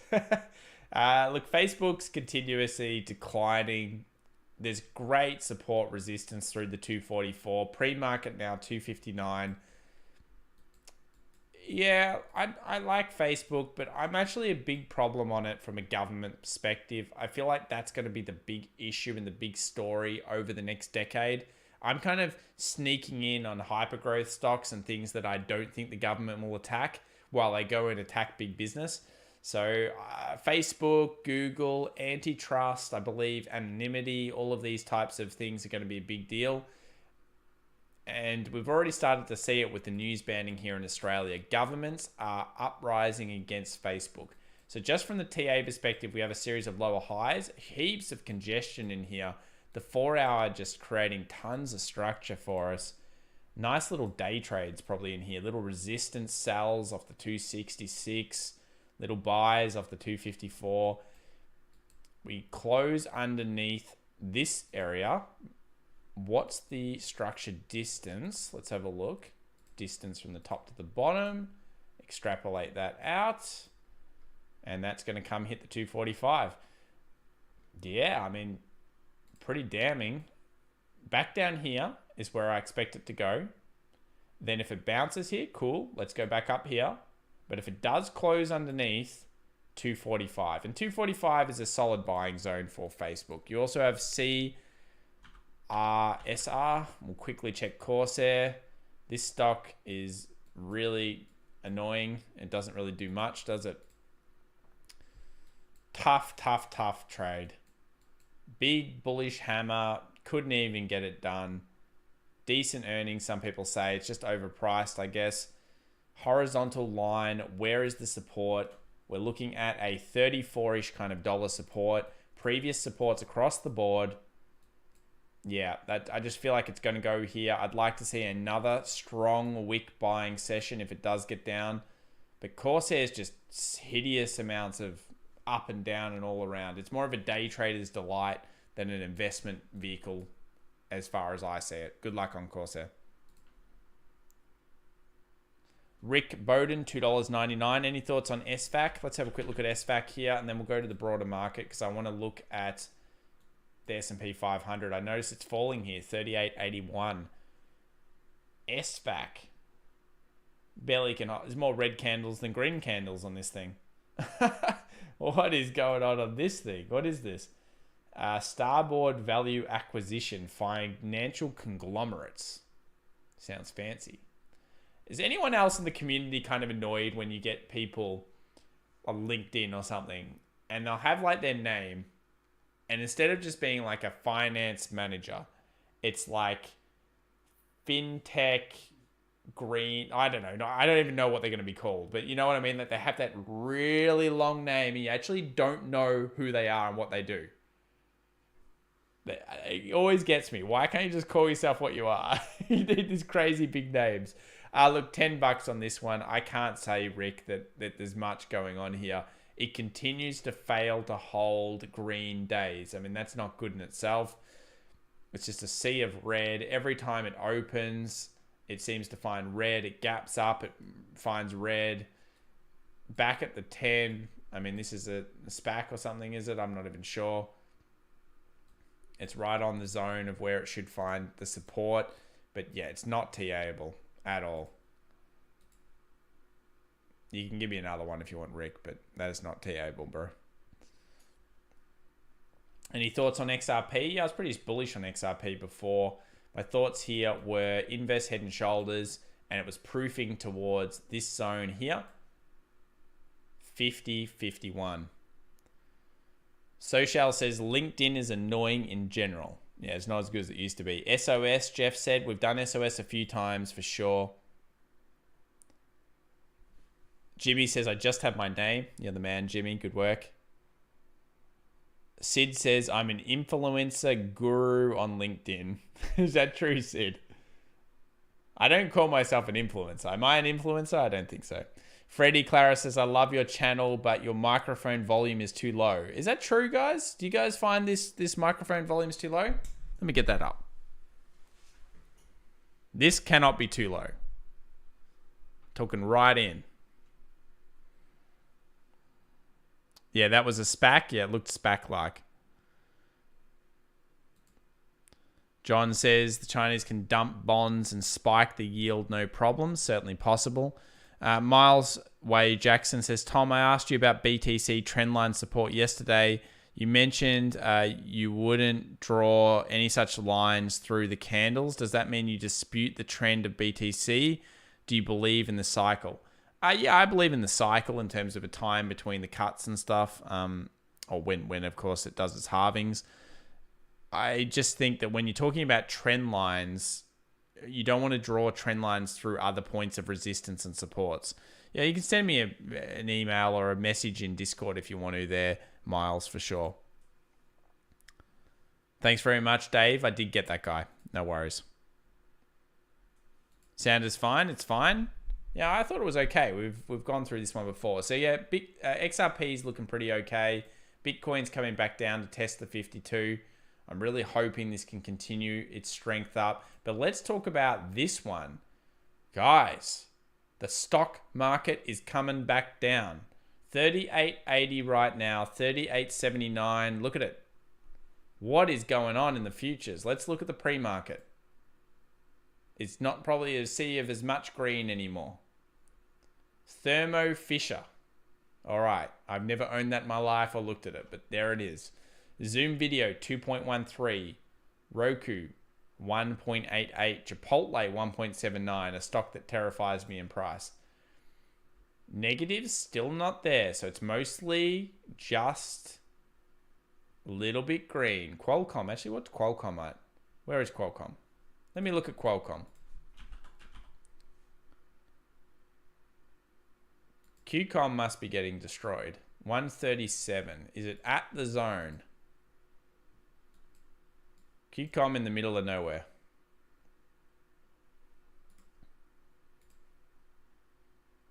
I'll take your entire stock. Jeez, that doesn't look good at all.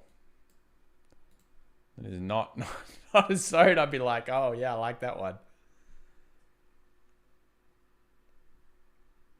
Jackson Thurston, Australian $5. So, Jack, sorry.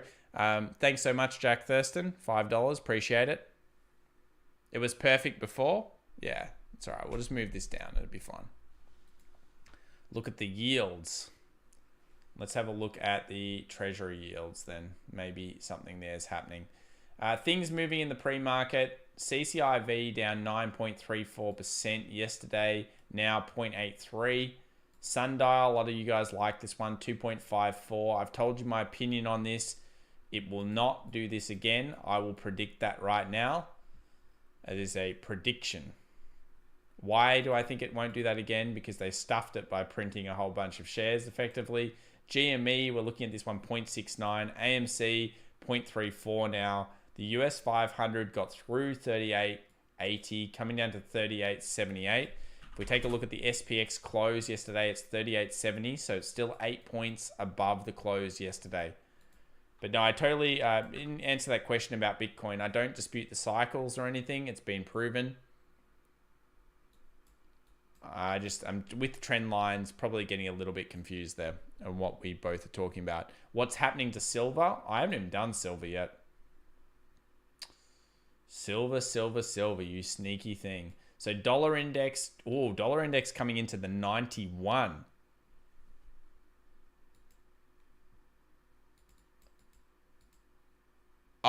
Jack, I've got you. Thanks very much again to Dave for helping me out here. He says, hi, Tom. What do you think about ETH? Again, Frank Castle, if you want to send it through, do so and just message Dave and he'll pick it up. You donated before and Streamlabs deleted your donation. I don't know why, man, but thank you for the $5. Yeah, we'll take a look at ETH in just a few moments. But yeah, silver, it had a nice rejection.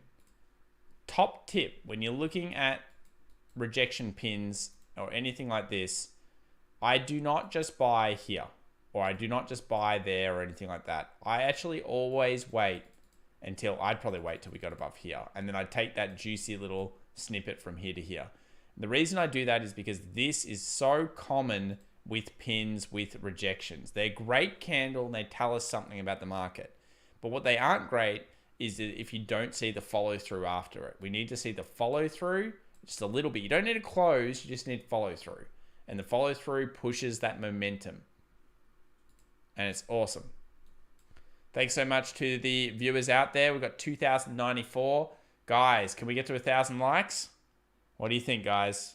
We're only an hour away, hour and 15 minutes away from the open. If we get to 1,000 likes, I'll be very, very happy with you all. Yeah, so bullish hammer. Unfortunately, silver is getting pressed.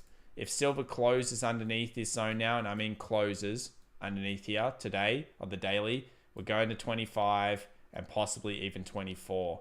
Gold must be getting flogged. Let's have a look at gold. 1710. We started the stream saying that we think there's more weakness in it. Here's the weakness coming through. Back to the trend line. Back to the previous resistances and supports around the 1680-ish zone. It's been a sad couple of months for gold bulls. Now, Jack, let's do your ETH. Your request here for what are my thoughts about Ethereum. All right. So my thoughts about Ethereum is that we are looking good, and it was kind of looking like a little bit of an inverse head and shoulders. So we've got the left shoulder, the head, the right shoulder. Most things on cryptocurrencies right now will be all about the stock market. So if the stock market starts weakening and the dollar index goes hard up, there's maybe going to be some fake outs. But I'm feeling optimistic about these moves. And hopefully we can start to see some bullish momentum come through. It's actually a lot of zigzagging and kind of hard TA over the last week. We hit this random 200 on the 4 hour. I don't think that means anything. It was really just more of a 1650. We would like to hold a significant time frame above here, move towards 1700. That's going to be a tough zone for ETH. And then we move to the next levels. I do think ETH's going to struggle though until ETH 2.0 comes out. Look that up. Go to the 2021, 2022 rollout. It's going to take some time. Sorry, JC. I don't know why Streamlabs is doing this. I got to fix it. It's gone nuts. US 10-year slowly crawling. JC says number one cause for failure in 2021 is FOMO. That's true. Cardano, we looked at it before. I think Cardano will be weaker than the other coins this time round. It had a nice run. It held. People will be taking profit and moving across. If you go back to the start of the stream, first 15 minutes, we cover it in some great depth.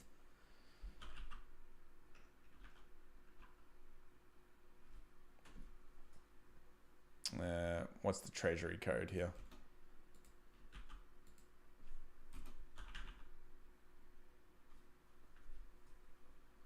Anyone got the treasury code? I always forget it.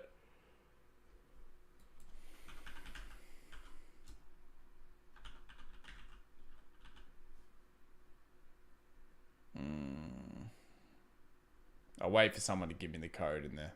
I forgot what it is. DXY to 108. By June, I'll eat my underwear, John says. If it goes that high, that would be huge. TNX. Thanks, guys. Very good. There's our yield. All right, let's have a look here at the daily. I had it on the screen today as well, TNX, and I just completely went blank. It's 1220. Supports 146, 145. This area was the monthly. Look at the monthly. Yeah, you can use this one as well. You can use them all. But thank you so much for giving me the code. Support, support, support, resistance. We're starting to break through 147. Will that spook the markets? A little bit of a smidgen up today. This is more of an excuse than anything else. I've said this a few times. I don't really feel like this is going to affect my longer term plans on hypergrowth stocks or anyone's hypergrowth stocks or industrials. If it goes nuts, sure. And some people are saying the speed at which it's going is a thing. But look back in bond history. Let's go back to bond history. When bonds have runs, what do? They go crazy. It's like almost a manipulated tool. It's like, yeah, it quickly reprices to the next point and then degrades for ages. Quickly reprices to the next point, then degrades. It's not unlike bonds to do this. They go crazy up and they go crazy down and then they sit there doing nothing for ages. It's the nature of the instrument. So just because everyone's like, oh, I'm so scared of the speed and the momentum and all this types of stuff, I don't think so much you should be scared of that. It's just, if it went absolutely crazy, sure, but it's known to move relatively quickly when it's repricing. Harry says, this fat bloke is a scammer. Who are you talking about there, Harry? No, better not be talking about me. Snow and Splunk, we will be doing that. Donation coming in here from Cameron. $2 at FX Evolution. Chances of Lulu revising its trend.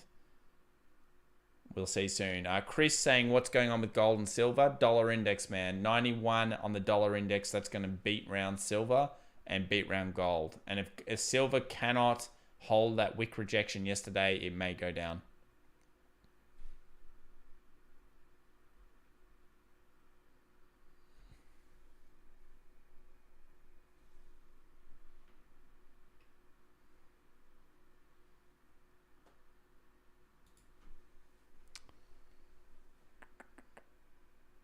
BTC, please. No one cares about stocks. I care about stocks. I care about it all, guys. Bitcoin, Ethereum, it's all good. So Cameron's asked here about Lulu. Let's have a look at Lulu.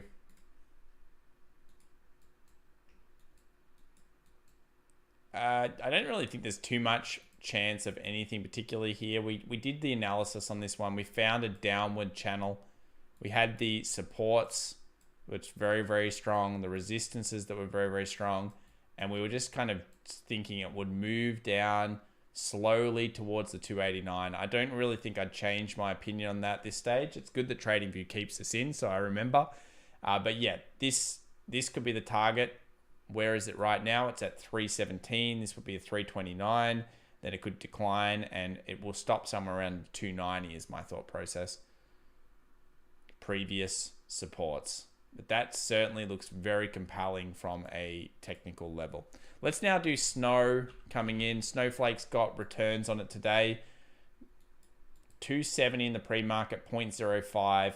Right at a resistance support zone. Go to the 4-hour. You could knock it out of the park here. You may not. Previous little resistance. There was some support buying at the 270.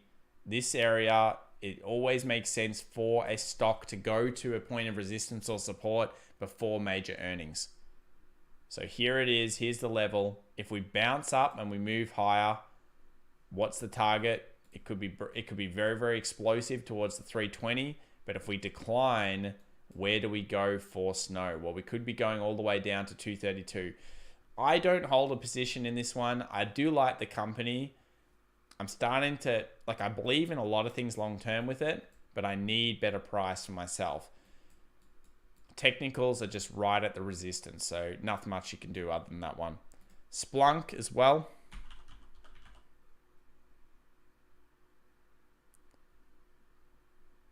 Yeah, if the thing's deleting you out, I will fix that tomorrow. So it's not me, it's the auto robot.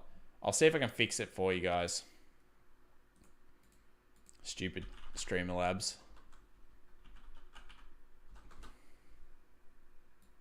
Do it right now.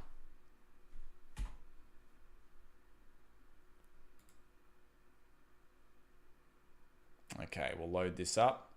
As we do that, I'll just quickly bring up the screener so everyone can see where all the stocks are today. Pre-market, not that much green now, but they still are up about 1% in the kind of more speculative sign of things. Palantir, Tilray, Oxygen now up 34%. Let's fix this. I'm in here. I'll take your entire stock. Okay, all of that caps protection stuff will be fixed. I turned off whatever it was doing, so it should be all good. Dan Drew, Tom, your show is now a part of my morning routine, PLTR. Dan, I was almost going to do PLTR, but thanks so much for the $2.99. I do appreciate it. We'll quickly cover off Splunk here. So Splunk's another one's been declining quite a lot. It's got earnings today on it after the close. Previous support at 152 couldn't hold. It's then gone underneath, tested that yesterday, and declined through the session. Will Splunk be able to turn around the ship? We'll have to find out soon. But it's, again, at a critical resistance or support. If it doesn't, it's moving on down, and it could be kind of brutal. Force blunt could move down to about 140. Then if it gets under 140, maybe even a 120 for it. Quite bad figures coming out of this stock. But hopefully it can turn the ship around. Let's now do PLTR. Palantir. 2% up, 24.98. Now we've got these zones drawn, and I'll explain it. First one, strong buying coming off the 22.56. We also know ARK purchased right here, and that's what sent it up in the first place. So ARK have been in this stock. They may choose to also increase their position. You never know. So that's always a benefit to you if they do choose to do so. This level right here is the biggest key, 22.56, and anything above 25 is looking quite nice. So I actually like all of this as purchasing zone for the technical analysis space, because that's where the buying has been before, and that's the way I drew that zone up. 24.98 is not telling us much about price. If we go down into the 1 hour, it needs to break through a 25.60, 25.65 zone. You get through there, then you're moving up towards the 28 and the 30. The 30 will be the critical resistance for quite some time on PLTR, but people have forgotten about it, and the way you know that is you just need to go straight over here, press the refresh button on StockFit's rankings, and you will notice for the first time in some time, PLTR isn't there. You also search PLTR up here, message volume down. So people are not as excited about it as they once were, and you need that for the stock to move through. DKNG making a nice little move this morning. DKNG has been very, very strong. Thank you again to the 2,164 people out there that are viewing this with us right now. Do dark mode on that screen in Webull. Yeah, we could do that actually. Where is the dark mode on this? I don't really use this program because I can't use it in Australia. Where's my little... Oh, I'll get it for you next time. Probably in settings. Let me see if I can fix it. Settings, theme color, dark mode. There you go.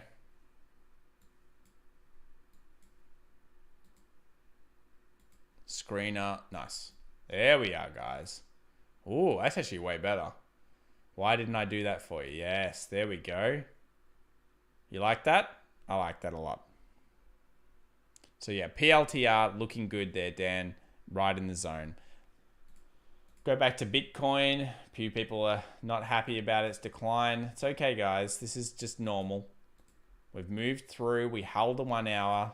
What's our 4 hour? Where's our 4 hour close? I'd like to have our 4 hour close up here. But we did get through on the 1 hour. We've found some potential support. Now can we move up again? Hopefully we can. Stock market 38.79 into the open. US 100 13,091. We're 1 hour away from the open here. Tesla, we haven't even looked at that today. 1.42% up. My thoughts on Tesla are that we could be in for some bad selling if we close below the 660. So if we close below the 660, selling pressure will ensue. This is where ARK purchased it up, but I'm not even sure if this low matters. I think 600 will just be the next zone, and then every $50 chunk after that for Tesla. Resistance, 720 for now. Get through that, then you're starting to change trend. I've said the 740 for a few times, and it's just a series of lower highs, lower peaks coming through. That isn't the type of sequence that you want to buy into and is usual in Tesla. You look at Tesla like on a daily. Look at this. It's actually a trend that I wish I followed even more. There was not one negative sentiment ever really through this stock since last year. It moved up so heavily. All the daily was beautiful. Even when it had that crash, it quickly bounced. And look, higher low, looking good. Didn't really come back then. Then the retracement, higher low, movement up. Tesla was beautiful. It never stopped.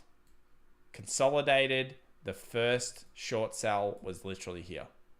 It's the first time pretty much in any of this bull run that Tesla's even looked negative at all. Bloodbath McGrath says, like the video, all in caps. Thanks very much there, Bloodbath.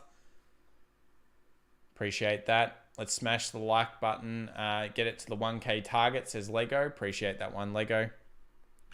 Let's have a look at AAPL today. Apple.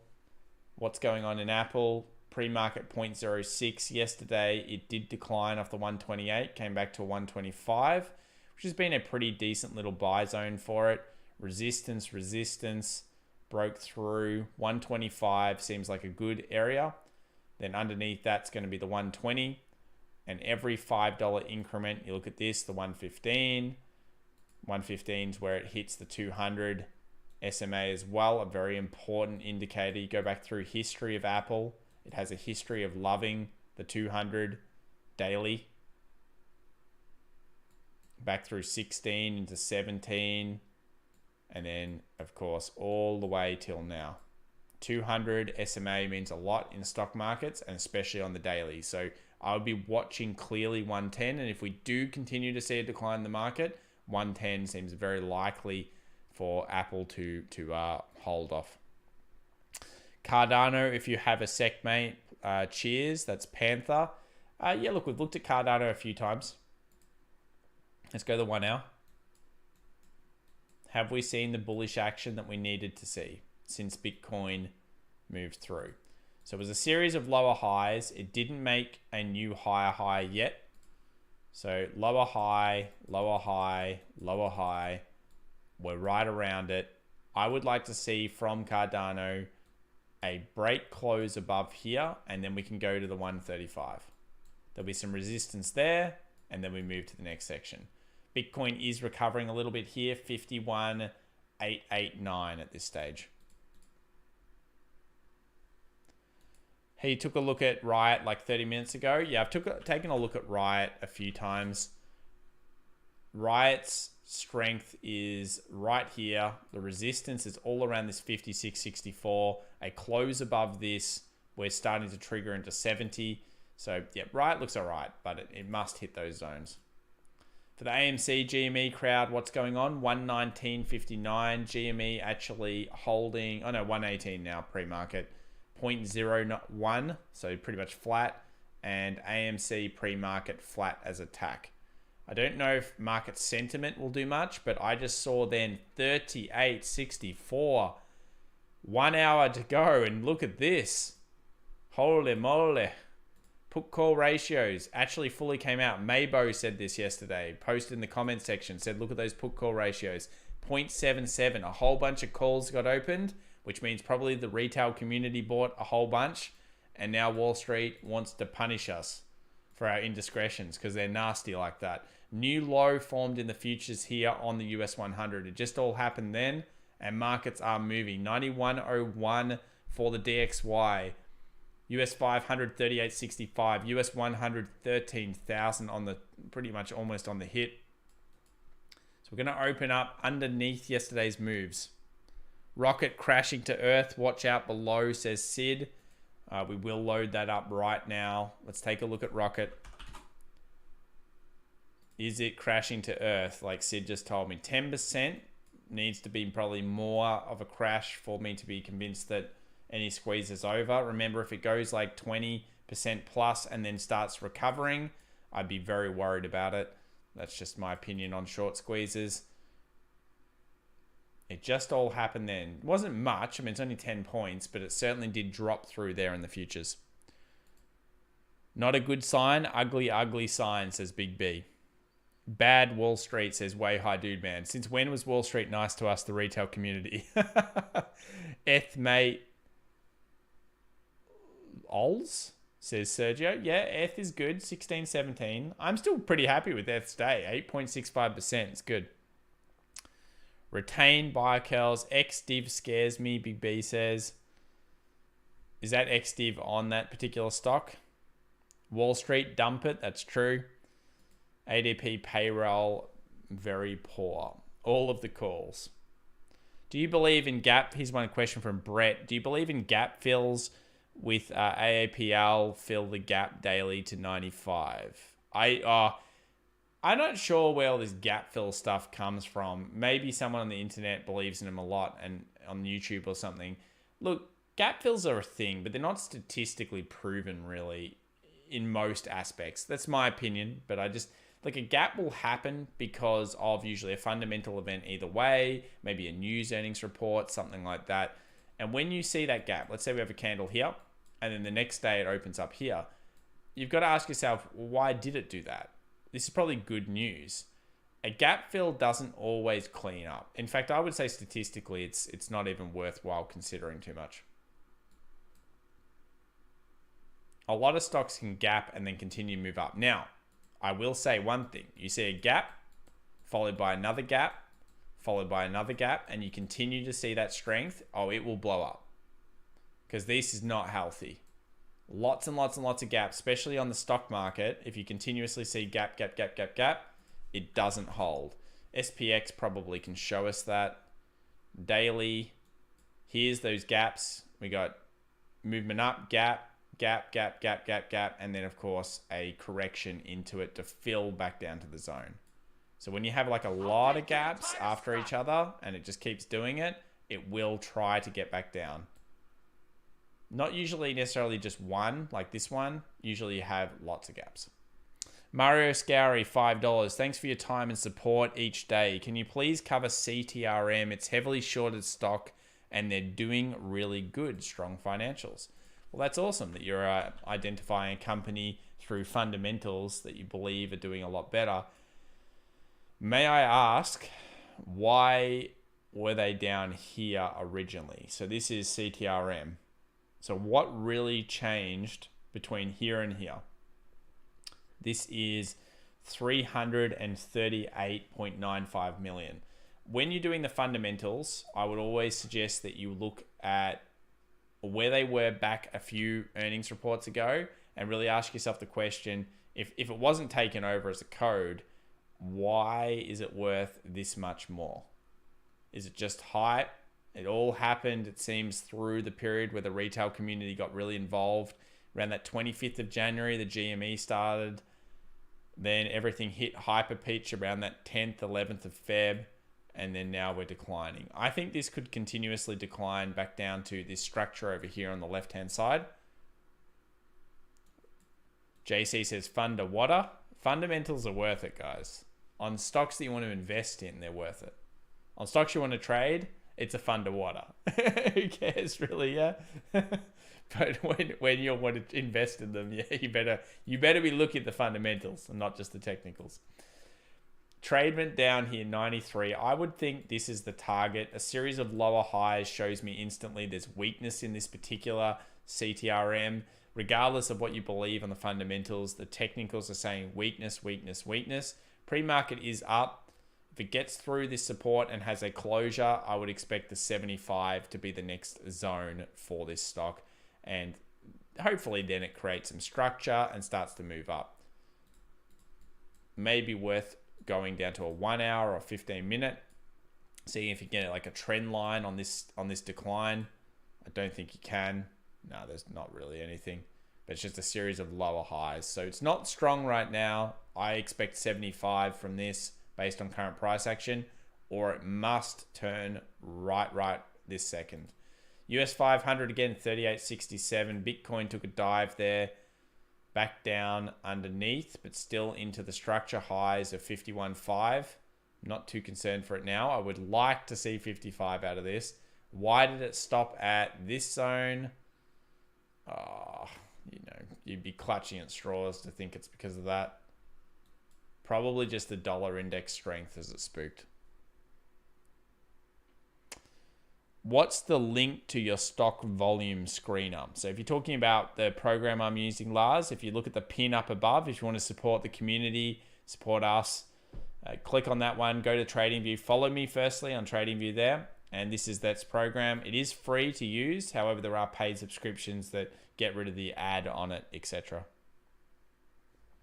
ADP report at 8:15 ET killed market sentiment. So we'll go through. Did you guys know what we have later on this week? look at this. Our man, Papa Powell, he's coming out. The Fed chair, 4:05 a.m. my time. Then we've got non-farm payrolls and an unemployment rate. Now, I should be live streaming this. It's 12:30 my time. I hope to be back. I will be on a flight somewhere for a day, so I will be back after that. And non-farm payroll Friday will be something I'll be doing on the channel.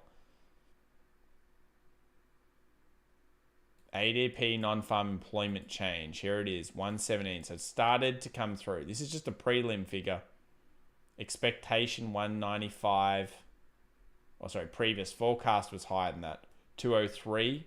The reality was not that good. That's probably why you saw a small drop. Now non-farms becomes even more important, and the old Chair Powell, whatever he says, becomes more important. I don't really pay too much attention to these early bits of news. I found sometimes they are completely wrong, and I mean completely wrong. And then this number gets interpreted a totally different way. So just be careful there. But yeah, forexfactory.com is a good place to get your economic calendar. If you just want US, then maybe Market Watch is also a good place. Let's click on the futures here. What's going on? VIX should be actually increasing. We haven't looked at the VIX yet. Gold, 1709, almost finding new lows. Silver tanking. Dollar index finding the strength. Lumber took a massive hit in the contract roll. 1,000 down to 833. Coffee also taking a dive from 140. A couple of donations coming in here. Mike D, Canadian $5. Thanks so much, Mike. Can we please look at Suncor Energy TSX SU?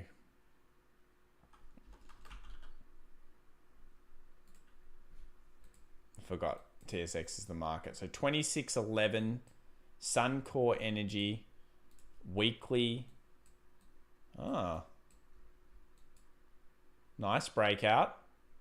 Good volume on the break. Let's have a look at the daily though, firstly.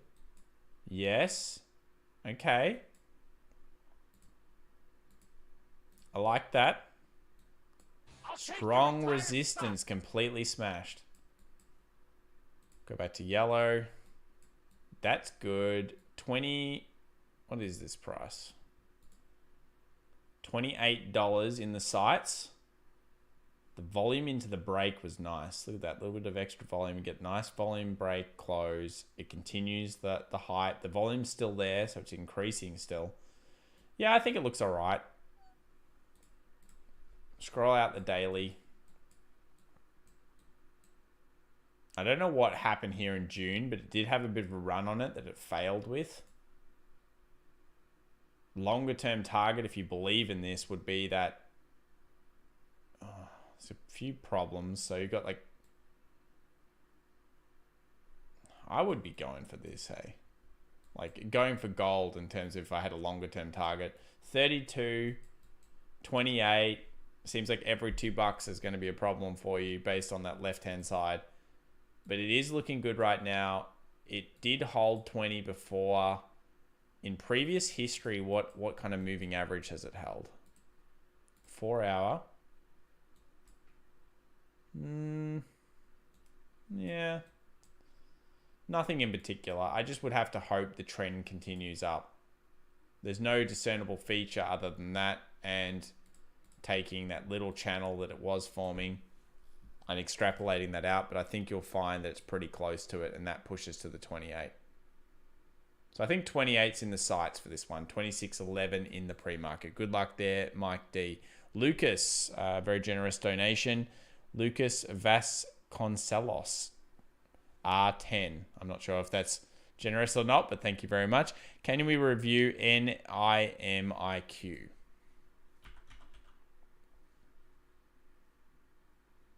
NIM. Is it NIM?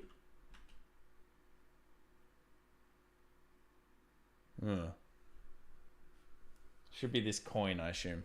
NIM with Tether.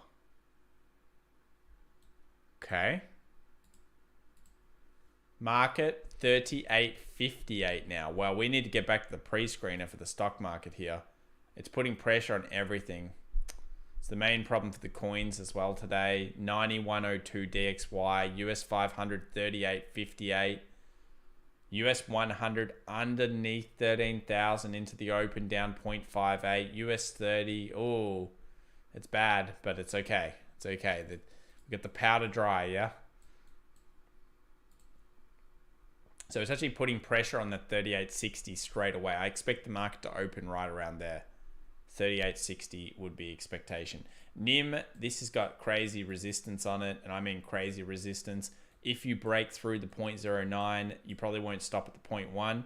You do have very nice structure through there, trying to get through. What would go on next? Maybe you take that distance and you extrapolate that out, come up with this number here. It's relatively new, so it hasn't been around that long. Looks like it launched back in September last year, at least from this data, but it could be just when they added it. I don't know this one. But yeah, that resistance is super strong. 0.009, you close through 0.01 and then 0.012. Both good areas. Price action looks good. Doesn't seem to care about moving averages, so I wouldn't worry about that. It's coming back down to test the previous support and little resistance zone. It's okay. Good luck on that one, Lucas. Tink Fun International, $3.99. Give me a coffee. Appreciate it. I do love coffees, Tink Funkle. Tink Funkle actually did have a question for me. Can you tell me the price levels for the S&P 500 based on the breakdown in sentiment? Okay. So we go to the S&P 500. We'll use the SPX. So remember, it's at 38.57. We'll use the SPX because we want to use the real market whenever possible. So we know where it is, 38.57. 15-minute chart. There's been some resistance support right around this zone. So resistance, sold off. Did get through here, but if we check the 1 hour, I did get through on the 1 hour. I thought it didn't. 15 minutes still. I still feel like this is a zone. So resistance, support, little bounce, failed. Resistance again, most recently, most importantly. Then it moved through. We had that one trapped for the day. We were opening here and we saw the little 1 minute kind of hovering around there, and then it busted through and it went hard. Then we had the 3900 as the target. So 38.60. If we close below there on a significant time frame, let's say 1 hour, we should be starting to talk about 38.20. The reason why 38.20, not 3800, is over on the left-hand side, we had buying wicks. We've had wicks here. We've had wicks just above. We've had wicks. We've had wicks. And once we got through, but then we instantly fail with an engulf on this 15-minute time frame. So I would say 38.20 becomes the next area. And then if you start pressuring underneath that, yeah, then you'll be at a very, very important critical zone. We've talked about the 3800 heaps of times. Underneath that zone, 37 into the 36. And that becomes very clear on the daily because you would be putting pressure on the 50 exponential and starting a more semi-major correction back to the 36. But I think 36 is all it's got if the decline does occur. Thanks very much for the donation. US 100 tanking. Yeah, this whole thing will be led by the US 100.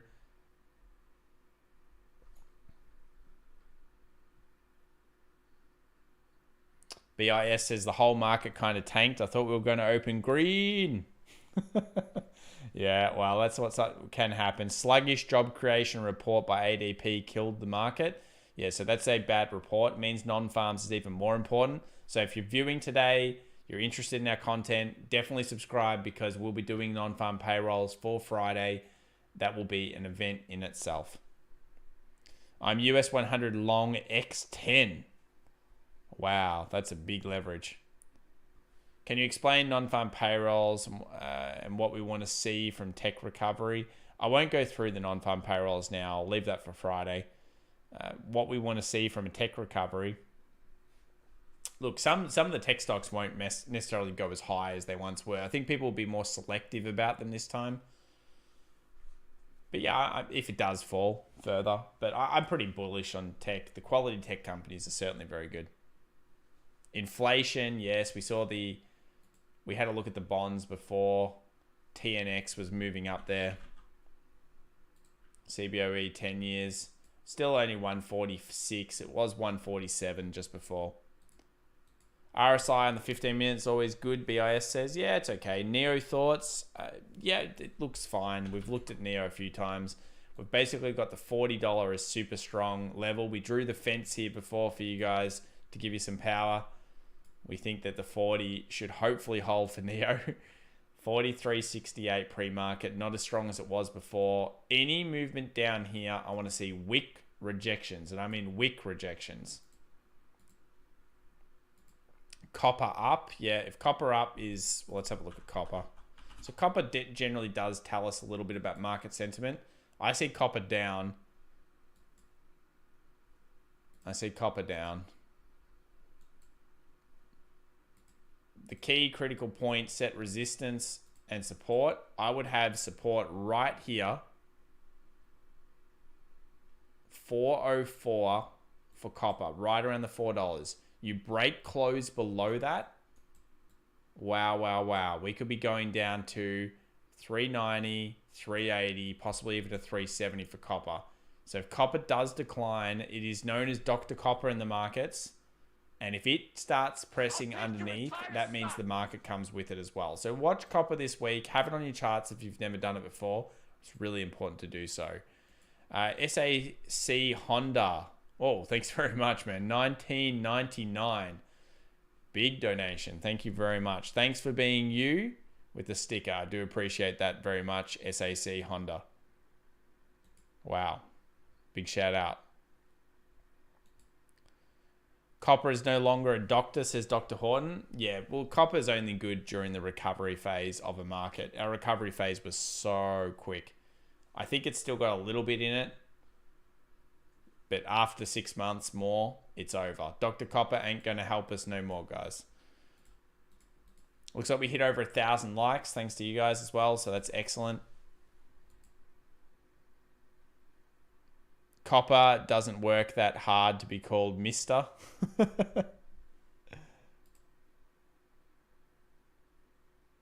Oh, SAC Honda has a question here. Best sectors to buy and hold this year. Okay, so I think it's now financials and energy are not sectors I like so much. Let's bring up Koifin. It gives us a good excuse to bring that up. Let's do it together. Koifin is a good free resource if you're interested. Remember, if you also want to support the channel, and you can do so with even an uneven donation, go click that trading view link up above. If you go there, have a look around. I'm using it right now. It's great. I'm not sponsored by them, but I do have an affiliate code. I'll let you know. Let's load the Koifin up. Okay.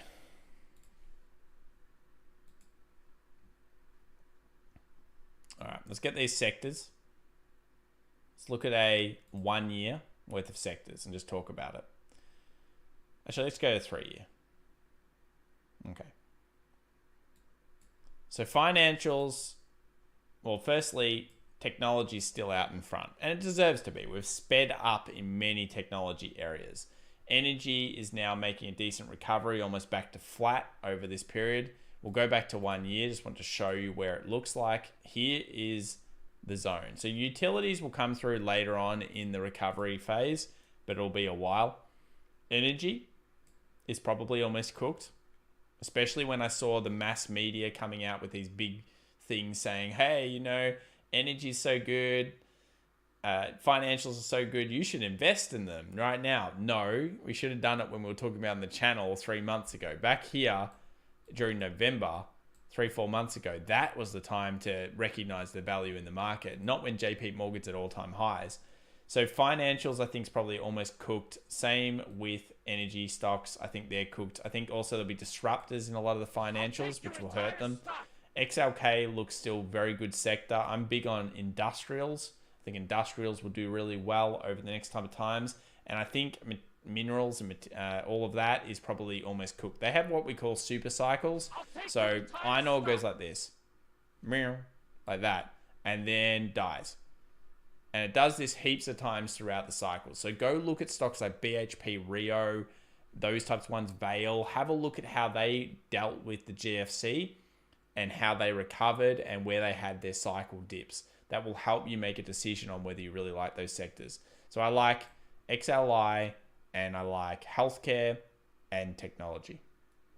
Healthcare, technology. Yeah. What do you guys think? What's your favorite sector? Let me know. Give me a sector right now. Which sector is best by the end of the year? Let's see what the community has to say. Shannon Knowles. Shannon Knowles? As in the Shannon Knowles? New Zealand $5. What do you think AMC announcement is the month? Do you reckon it could be Amazon buying out AMC? So that's been the speculation that Amazon would consider buying out AMC. Does it seem like something they would do? So in the past acquisitions, have they ever acquired something quite like that? What would it benefit? I'd like to ask actually the community as well what you guys think about. Would it benefit Amazon to buy AMC? That'd be a good one. That'd be a cool announcement. It'll obviously help you out a lot if you're in this position. I don't know. It's been a rumor for a long time. I feel like it's cool as a fit, but it also, they don't have to do it. There's no real need. So Shannon Knowles, I'm not sure about that one. It could be that, but they could be just hyping something that's not even that important. Market here, 38.64 pre. Let's check out the Webull pre-screener. See what's green, what's not. Russell Yam coming in with a US $10 donation with a superhero sticker. Thanks so much, Russell. Appreciate it a lot. Some big, generous donations.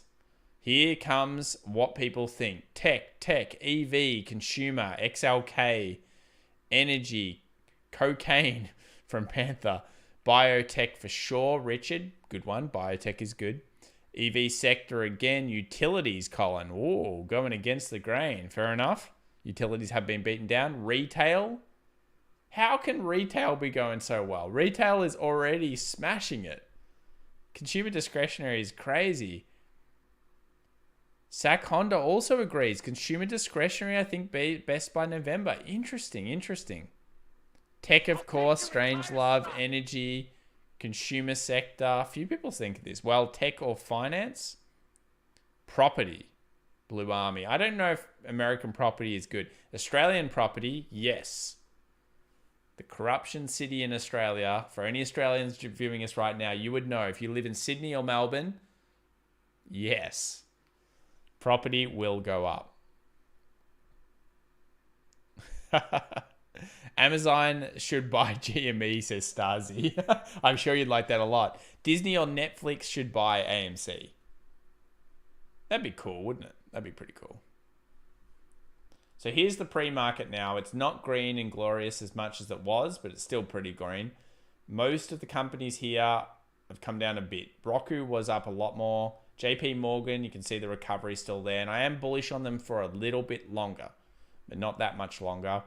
Here's the negatives. Let's go over to the watch list of AMC and the others. Oxygen still holding at 28.33. Costs now coming in for 2.66, strangely. Avio 3.22. That's a stock I look at sometimes. They've got like a approval, I think, that's going to come up in March. We'll see if that comes through. Tilray 1.58, Palantir 1.43, and on the back end we've got the Churchill, etc. Donation coming in here from RF TAC, US $9.99. Thanks so much. Thank you very much, RF TAC. I know who you are. Appreciate it.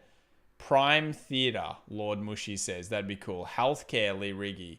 Energy from Dr. Horton. I'm surprised you're so keen on that one, Doctor. Amazon should just go buy Target. They should just buy like everything, yeah? They already own half of the stuff. So we're half an hour away here from the open. 38.63 for the S&P 500. Under 13,000 for the US 100 triple Q. Thanks for all the donations, guys. Really appreciate it. It's been great. I do like that. Sheriff Malik, US $5. If something similar to a dot-com bubble is to happen, what is the worst case scenario for overvalued ones? Tesla 81.60 and worst case for FANG 30% down. It can't happen the same way as it happened. during the dot-com bubble, you had companies with zero earnings. Hey, we do have some in these short squeezes, but they had nothing. A lot of these companies do have earnings. They just don't have very fast earnings. You'll see multiples come down a lot. Tech stocks will come down. Apple's valued at, what's the PE on Apple at the moment? Probably see the 40% to 50% off on the big ones, and I would see as deep as 80% plus on the others. I don't think it's going to happen, but that's what would happen. 50% off the big ones and 80% off the other ones. It would be brutal and crazy. But a dot-com bubble, I don't even think it's possible. I mean, we just don't have that type of stuff. You've got to maybe bubble, but you don't have companies with no earnings. Mr. Tater says, can you send me a donation? Do you deserve it, Mr. Tater? Florida has good property value, Bloodbath McGrath says. Consumer does well with stimulus. Yes. Consumer does do well with stimulus, but isn't a lot of this stimulus over? How many more times is the US government going to create stimulus? Do you guys think there's another 2 checks this year? You really do? I don't think so. Apple to 80, jaw cracker, Jesus says. Worst case would be like a 90% hit for high debt companies with real estate. John S says, yeah, that would be right. Richard says, Dr. Oil will never recover 100%, mark my words. I tend to agree. I think it's going to be very hard for oil to ever recover 100%. Look at the oil trend even coming into this pandemic. Think about the governments and what they're doing. So here is a monthly on oil. Back in 2008, we're sitting at 140 a barrel. Then we sat at 100 a little bit after the GFC. Then we went to 75 in 2018, and now we're sitting at 61. That's pretty bizarre. So I think 75, 80 max. 100. If I see 100 again on oil, it would be some kind of nasty anomaly. Just the $1,400 check. People say, I sure hope not, probably not. Yeah, no one seems to think those things are happening. Let's go back to the other scene. I still need more stimmy checks to go buy GME. Yeah, I just don't think they can afford it. Just can't keep doing that. Another one stimulus at least. At least. Wow. Yes, if the Fed don't send more money, the economy they propped up previously, money will fall back down. Yeah. So there's a lot of discussion about that. 26 minutes away from the open. What have we got going on? 38.65 on the S&P. Let's go back down to the daily. Let's not talk about these doom gloom scenarios. We're not in doom gloom. We're just in very good times to be in the market. So here is resistances. We did find a little bit of support in the futures after that ADP result. The real market will sort us out fairly quickly on sentiment direction for the day. But the little scalpers here, they were finding that 38.60. They found a little bit of support and they started buying it up. Trapped between this zone for now. We'll have to see what the SPX does do. Let's go back over to some community questions here. YOLO Boy says it's literally up to 2 or 3 Democrats who may oppose it. Otherwise, it'll just pass. NVIDIA coming in here from Hunter TJ. That's a good one. Can as well. I've seen this requested a lot. Let's have a look. Why not? And then we'll do NVIDIA. 14.2% pre-market. This is a stock that's wild. I don't look at it because it's impossible to TA. How can you TA something with such short amounts of history and it's just broken out and gone mental? You kind of can't.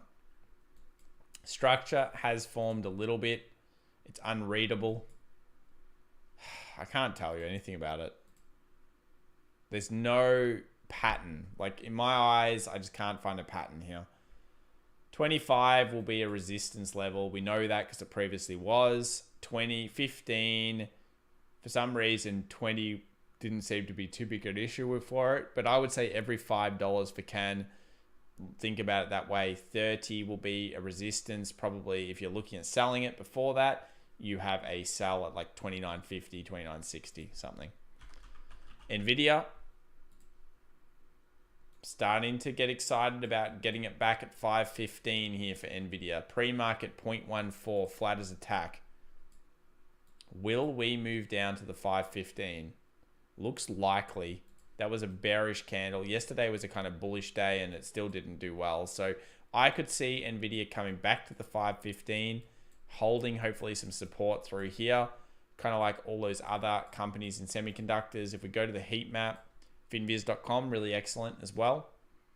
If you're not using finviz.com, it would be worthwhile checking out.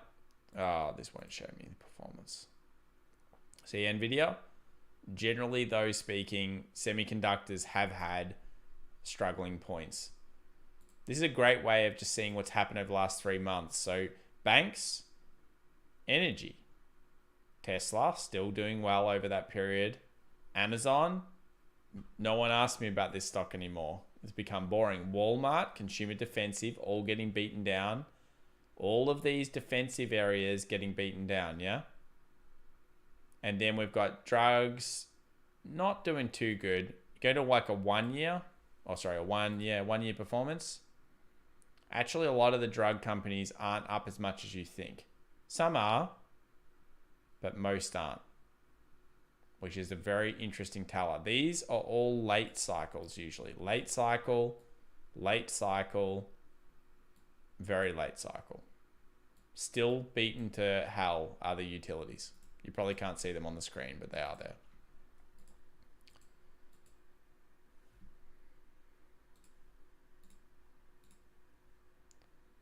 $22 minutes away from open. We've got a pre-market 118.99 GME. AMC sitting pre-market down 1.23% at 882. Rocket trade is over. Got a downgrade by the evil analysts. Oh, says, oh, nice, Matt. Let's have a look at Rocket.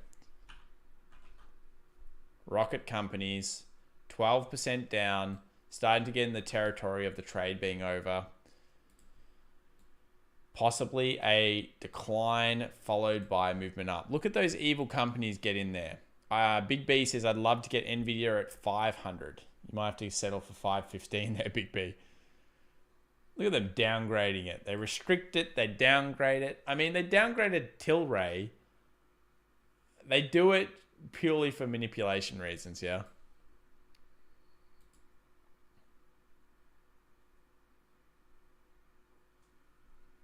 Cody's putting some codes in here. I'll do one of your codes there, Cody. What is this thing?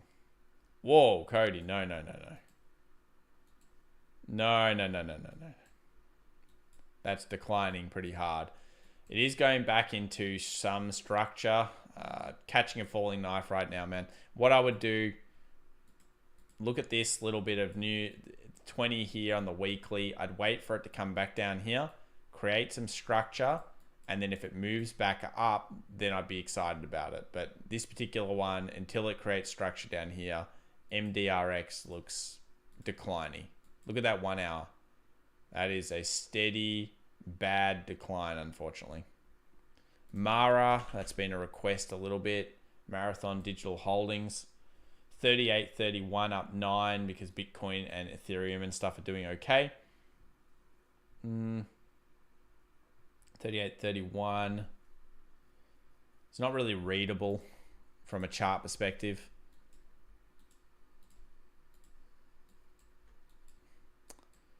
Just look at Bitcoin price and or whatever this is trading with, digital holdings. So I assume it's in Bitcoin or something, and do the Bitcoin analysis, and then you'll have to stick with that one. There's no real clear. I mean, you clear past 40, yes, you could move to 50, especially a close up here. That would be very nice, but yeah, there's no real technicals you can do on this one. It's clearly jumping all around based on cryptocurrency. See how it's just not holding anything? It's not holding a 24 hour. It's not holding anything here either. It's above that structure, which is good, but yeah, just every $10 on this one. Every $10.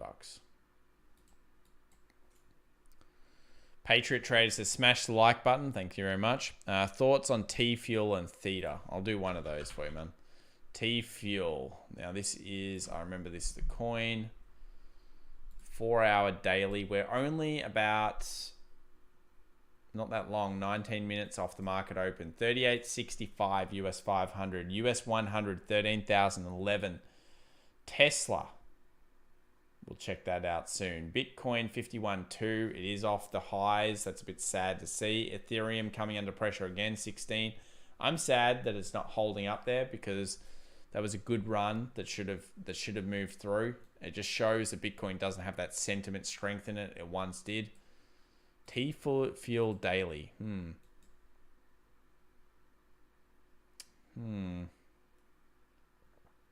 1st of March. It's actually held quite well.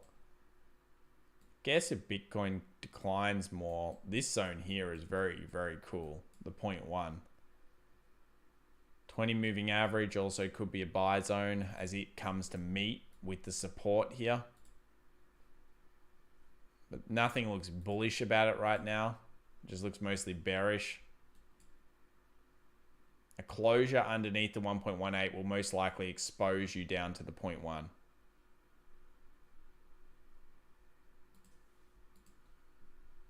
D-Dog. Yeah, D-Dog got beaten around. D-Dog's a company I like. 93.54 in the pre. D-Dog is tough. It's actually been sitting for quite some time. So D-Dog's on the support. I don't know if I like bearish on the price action or bullish or whatever. It broke through my trend line, which I had in for quite some time. Didn't even look good. So definitely broke through it. It's back on support. And I tend to think D-Dog is at a zone that makes a lot of sense. You go down even lower, $80 here for D-Dog could be the next area. I'm pretty bullish on the company at both these prices. It's more of an investment than a trade, I guess, concept. But yeah, look, hyper growth stock. It is highly valued. It has to bring the numbers. The numbers were good, but just not enough to beat expectations. But I like both these price levels. Hopefully 80 or this 93 continue to hold D-Dog up. A couple of donations coming in here. We've got Dan Drew, US $2.99. Workhorse, then let's get hyped. I'm assuming you want the intro then, Dan. All right, we can take donations for the intro. We can take donations for the intro. We'll do that soon. Check out Workhorse, Datadog, Cloudflare. Not that they're in the same industries, CrowdStrike, etc. They're all kind of struggling around zones. Cloudflare and CrowdStrike doing better. Datadog really suffering and holding that zone. Workhorse 1613, pre-market 1593, down 1.24%. Look, this is right at the level it must hold. It got absolutely obliterated. I'm sure you're well aware why. Unfortunately, it just seems to be, it'll just probably hold around here for some time and create what we call market structure. And it does that, and the next move will be triggered by a closure point above here, and probably you need to go and check things like FinTweet, Reddit, and other places to see whether it's on the incline of discussion, because that's the only way this stock will actually move on up. This news was so brutal for its sentiment. So Workhorse is pretty tough. Hunter TJ, US $5 with a speedy sticker, it looks like. Thank you very much there, Hunter TJ. Appreciate the US $5. Looks like you did actually want something, and that is PLTR. Okay, we'll do PLTR, then we'll get that intro up. Is everyone ready for the intro? I'm not even sure what like we're at, but if you're joining us, the 1,900 people that are joining us from Market Open, please give us a like, subscribe if you're enjoying the content. We'll be doing non-farm payroll Friday. It's going to be very, very exciting. 38.60 purely on the buying support pressure for the US 500 into the pre-market here, led by tech sell-off. 2% up, 24.98. Palantir doesn't seem to care. We'll stick with the same concepts we've had all day and for the last couple of days, which is we've got a zone of buying pressure. We've got wick rejections of both these lows. We know ARK purchased here. And that means that we've got kind of this nice base formation where we believe that there should be the potential of a double down, which is going to keep strength from the retail traders. I like everything. I like going down here, finding a strong wick rejection, buying up, that would be very, very nice. Strong wick, followed by another strong wick. Good, if it did happen. 30 and 28 are going to be your resistance zones for some, oh, sorry about that, guys, for some time. So 30 and 28. If it starts to structure in here, nothing wrong with that. What you don't want is under 22.56. Volume is dropping out, which shows to me that people are getting sick of this one and they're moving on to the next ones. That's what happens, but it will come back. It's not unknown. People got hyped about it over here, died off for some time, got hyped about it again, died off for some time, even though it was going crazy, but the volume was. So consolidates for some time. I would expect a consolidation at this point. All right, here we go, guys. We're going to switch. Yes, you want the intro. 1.1, get us to 1.2. Intro ready, volume at 10%. Califor2A says. Did I miss the intro? No, we're going to do it now. Let's do it.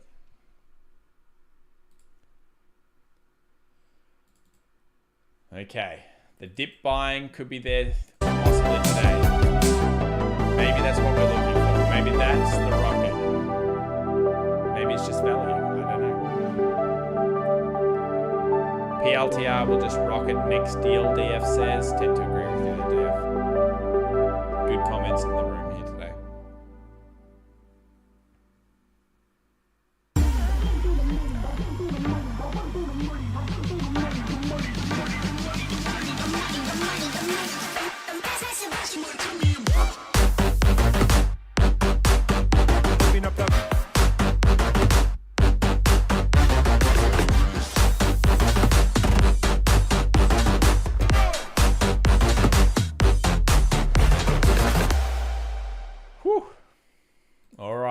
There we go, guys. 12 minutes until open. Wednesday morning, 38.60 market, underneath 13,000 for the US 100. Could we be seeing hyper growth attacked again? What is ARK doing here? Poor ARK's Innovation Fund. Wall Street, those nasty creatures, look what they're doing. Punishing Cathie Wood for being successful.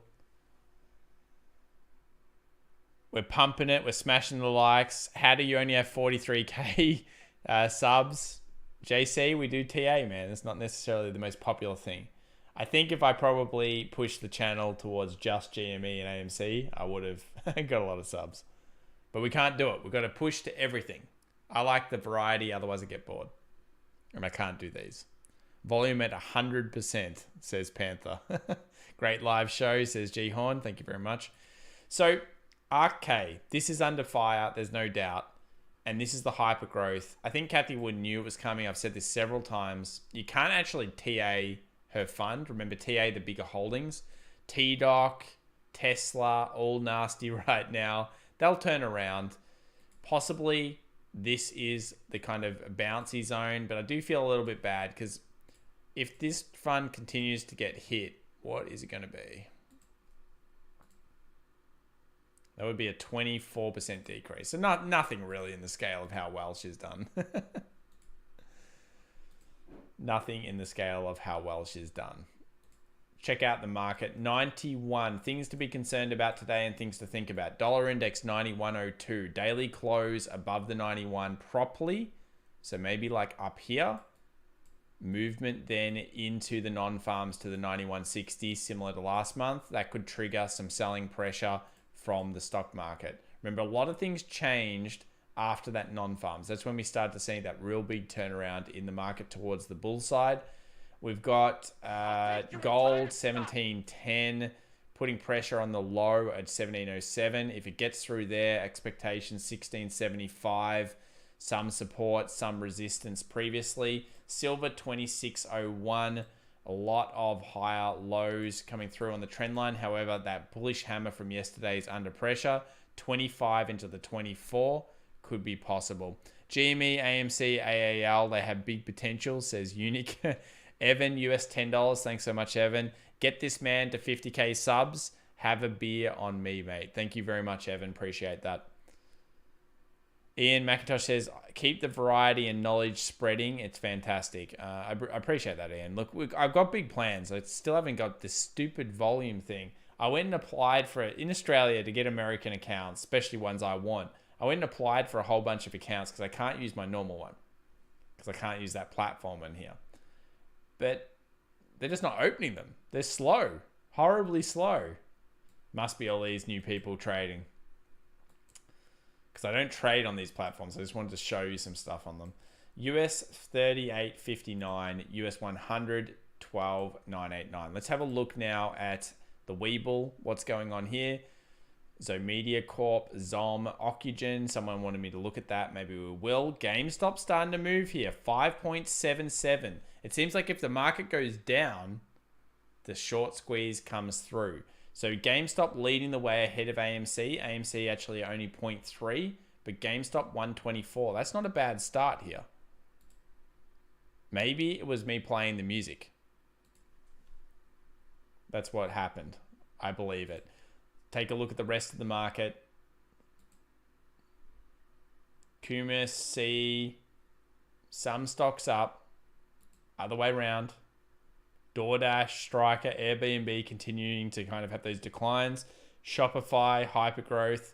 It's like a tax on ARK. Look at this. It's like Shopify, an attack. Twilio. What was that other one that was around here? There's another one that was right there. Tally.doc. Oh, it's a full-on fledged attack on the hypergrowth. Market down equals meme stocks up. Bloodbath McGrath says, yeah, that tends to be the way. Let's load up these AMC, GME. So just quickly recap for people coming in. Oop. Switch that screen over here. What have we got going on?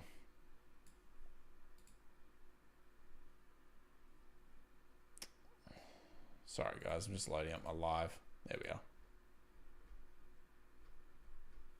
Tech puts, people are saying.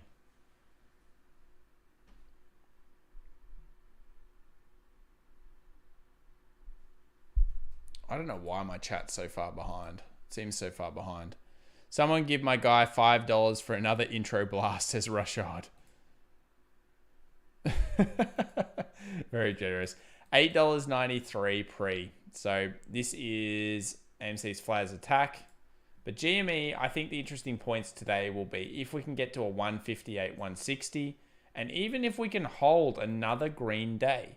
You guys hold another green day, you should be excited because that's going to put pressure really into the movement. The sentiment here will be very bullish. Yesterday, we held another slightly eked out a bullish day, but rejections came off this level. What is this level? 133. Who the hell knows why it's that zone? But 133, Sid's been selling there again. You close above here, very bullish, and I would expect the aftermarket to get much, much better.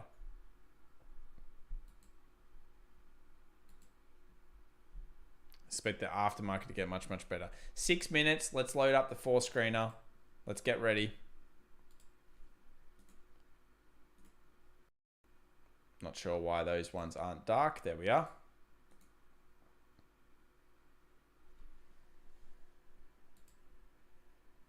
$20-year also very high. So yeah, the 10-year yield is spiking. The 20-year yield is spiking. TNX is the code that we'll use. Let's load it. 1.47, slight spike. Let's go to a 15-minute chart here. See, they opened up. At the same time, we also got the news coming out of the US about the prelim kind of non-farm concept. Not as good as everyone thought. Dollar index still hovering around that 91.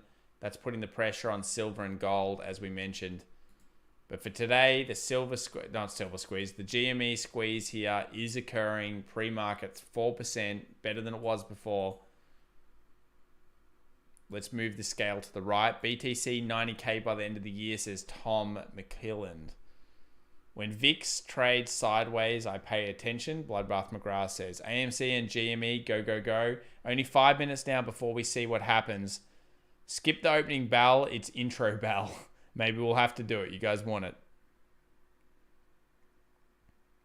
GME is pointless. Too many people bought at the top, so they'd be selling for months, Mountain Fortress says.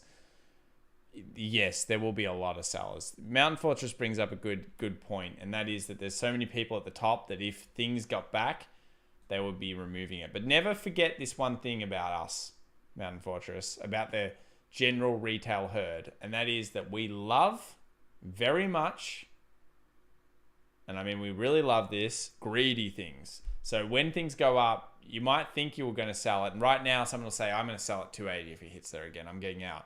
But it hits it, they'll be like, oh, I think it's going to 400, and they'll hold it anyway. You watch, that's the greed. That is the greed. So we're setting up here, 4 minutes to go. We'll get Tesla down the bottom right like we usually do. Tesla loading up at a 0.11 down. Not much. Go to the 1 minute chart here on Tesla. Getting really desperate to see what happens on the open. There we go. Load that US 500. Get that onto 28 so you can all read it. There's the US 500.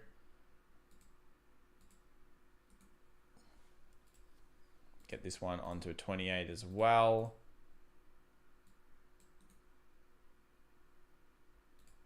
It's AMC, and this one, we'll set that up. There we go. Okay, so squeeze is coming through pre-market here, 38.63. I expected a 38.60 for the S&P 500 or 39 today. Seems like we're getting one of those wishes. 3 minutes, we've got to get the music going. Wade F says, I'll sell at 420.69. I'm sure you will there, Wade. Vic's going to drop, always opens high, says Brett. Benny coming in with a $5 donation. Great content. Can you look at stock Mac? Okay, we can, Betty, but we'll have to do it after the open, man. So thanks so much for the donation. We'll do it after that. All right, let's just do it. Let's get hyped one more time. We just need it anyway. We just need it anyway. CTRM almost at $1. Nice, Mario. That was our target. Okay.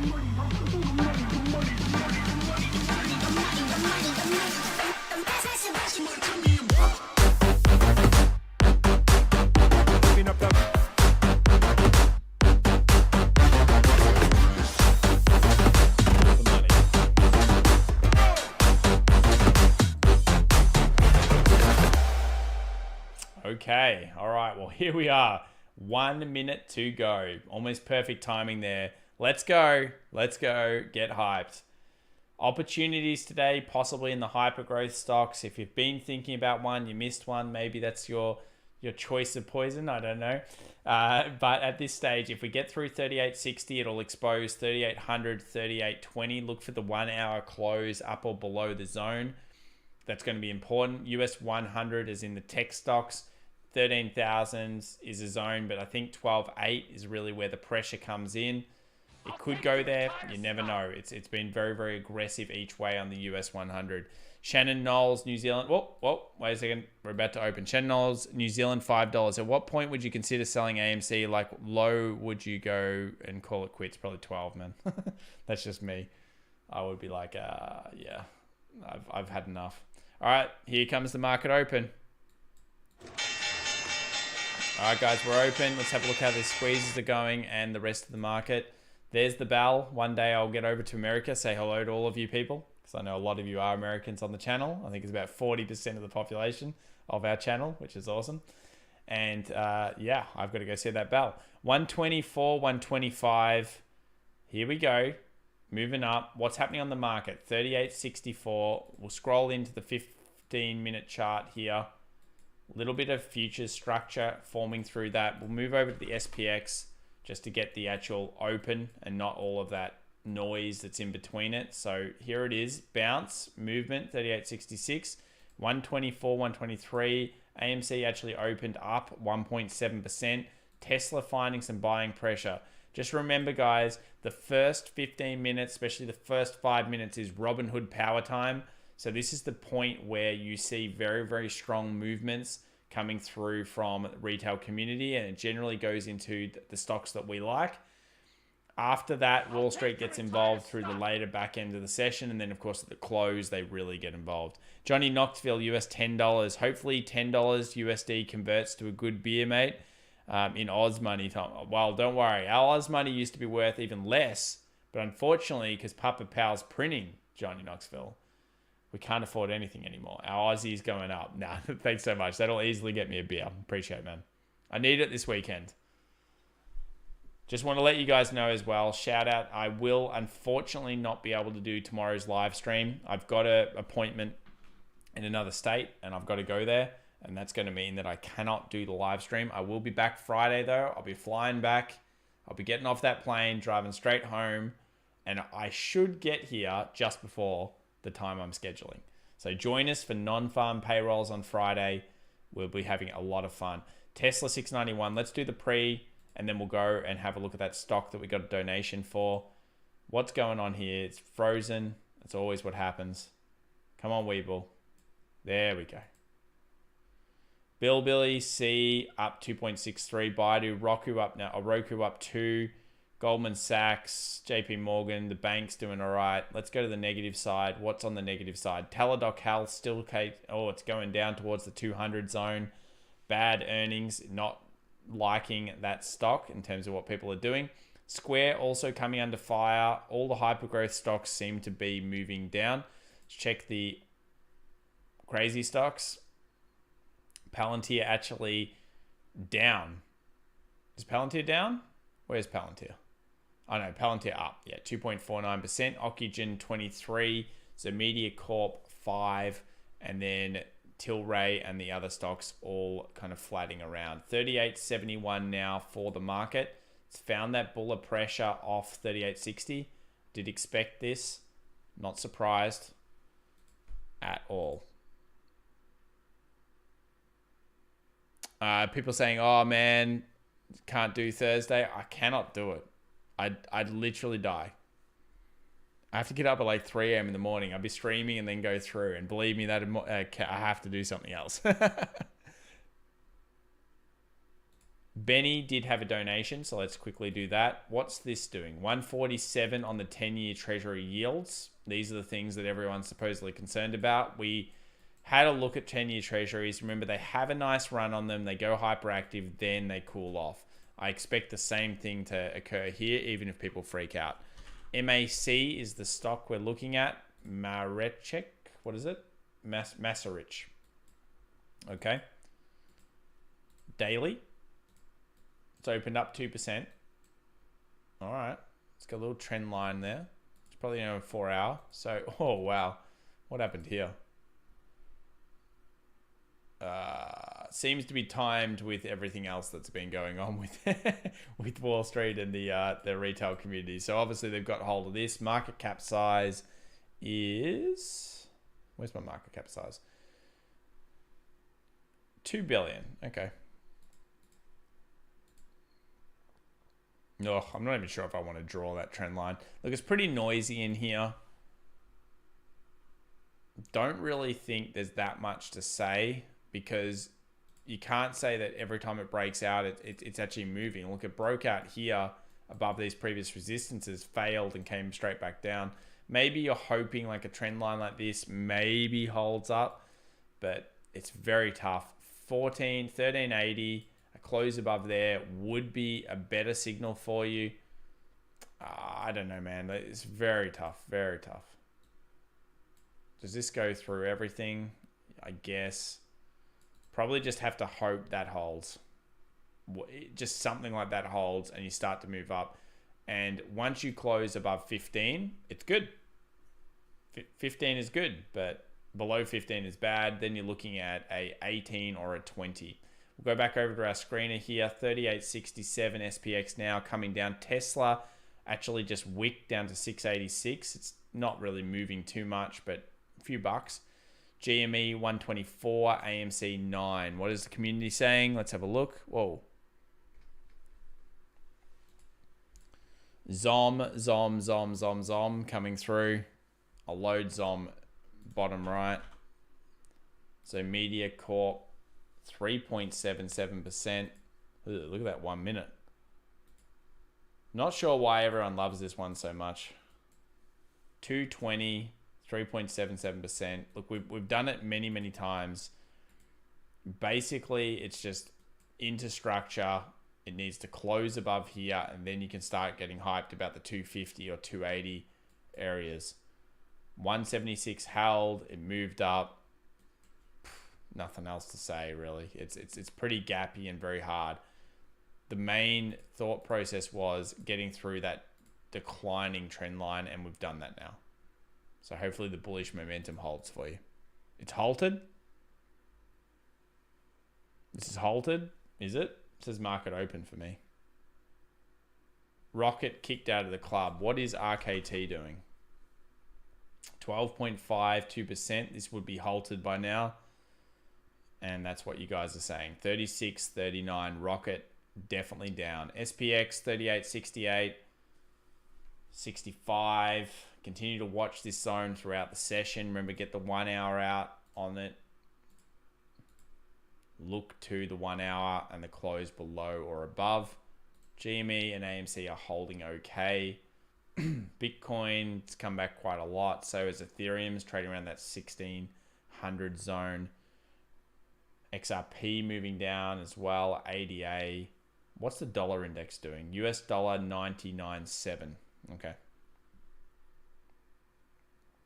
Rocket just got suspended on my list. Yeah, the market still says open here, but if we go into Webull,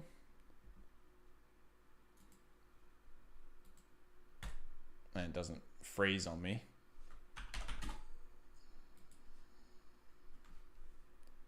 Hey, what the?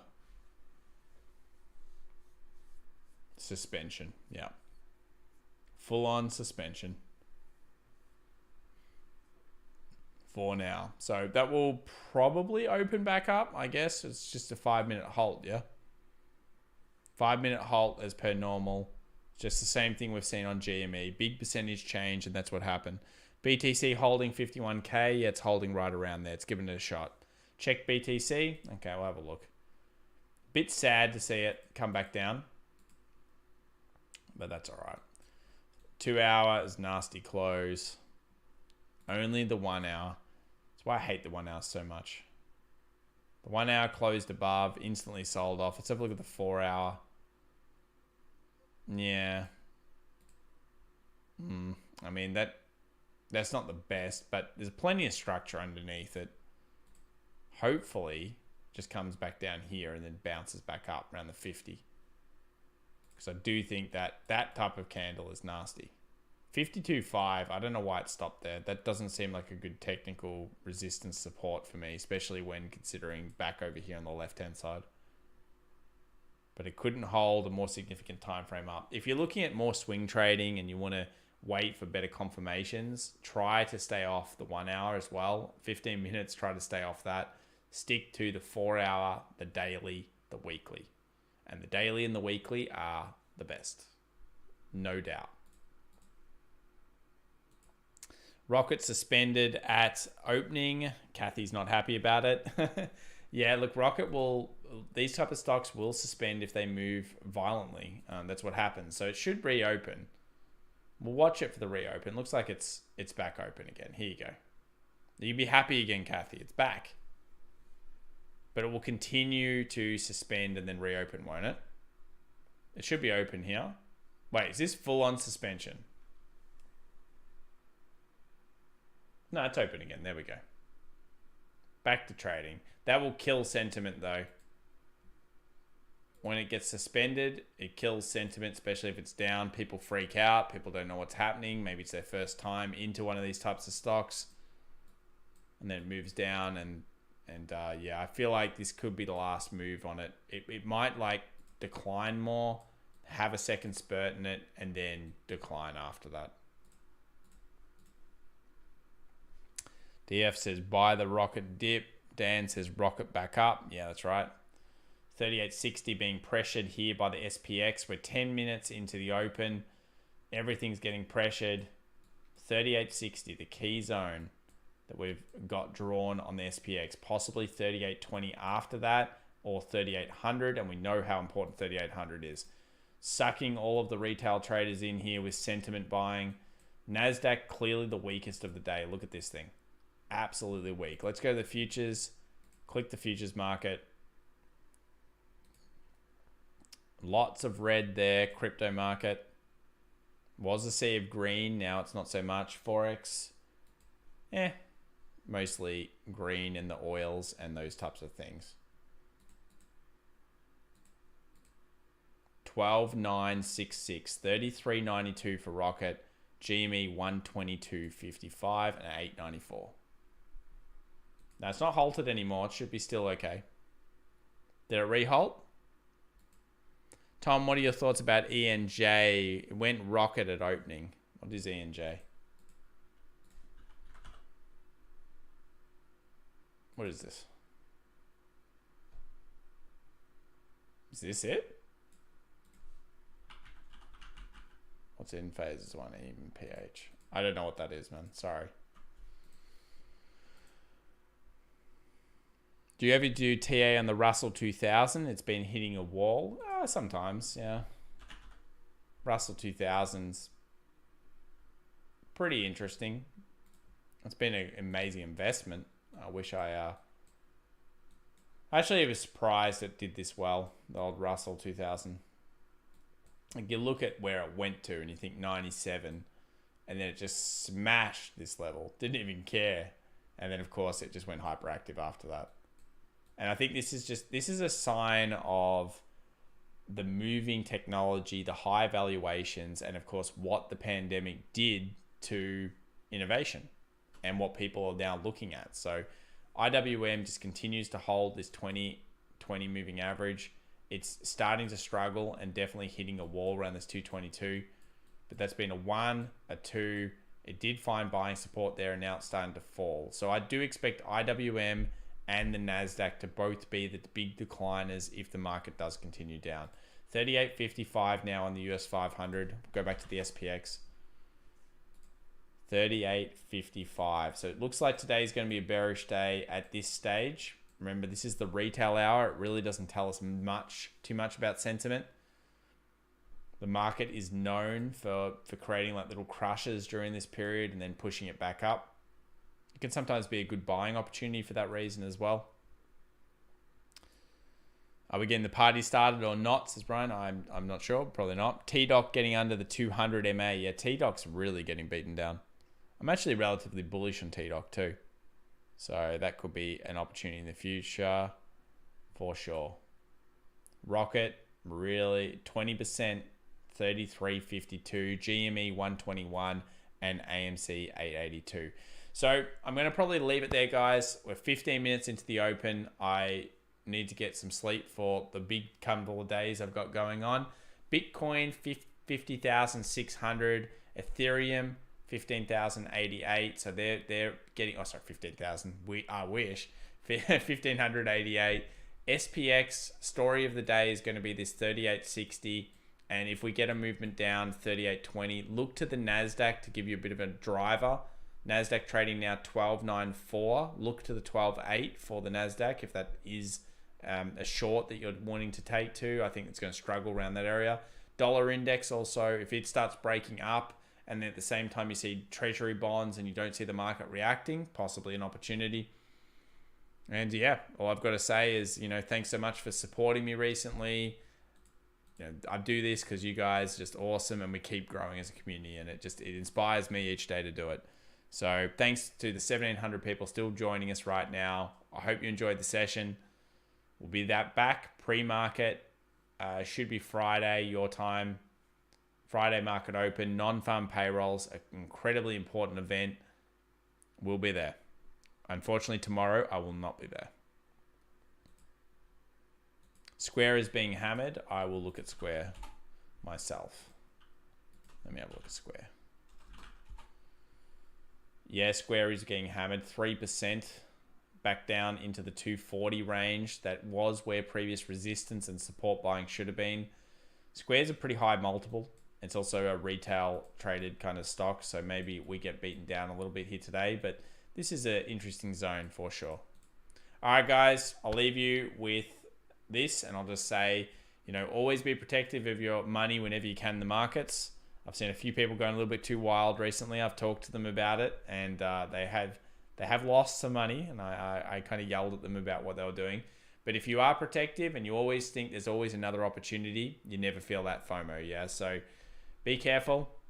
We'll have a video coming out hopefully soon as well, talking about these markets and the conditions. Thanks for now, and we'll see you on Friday.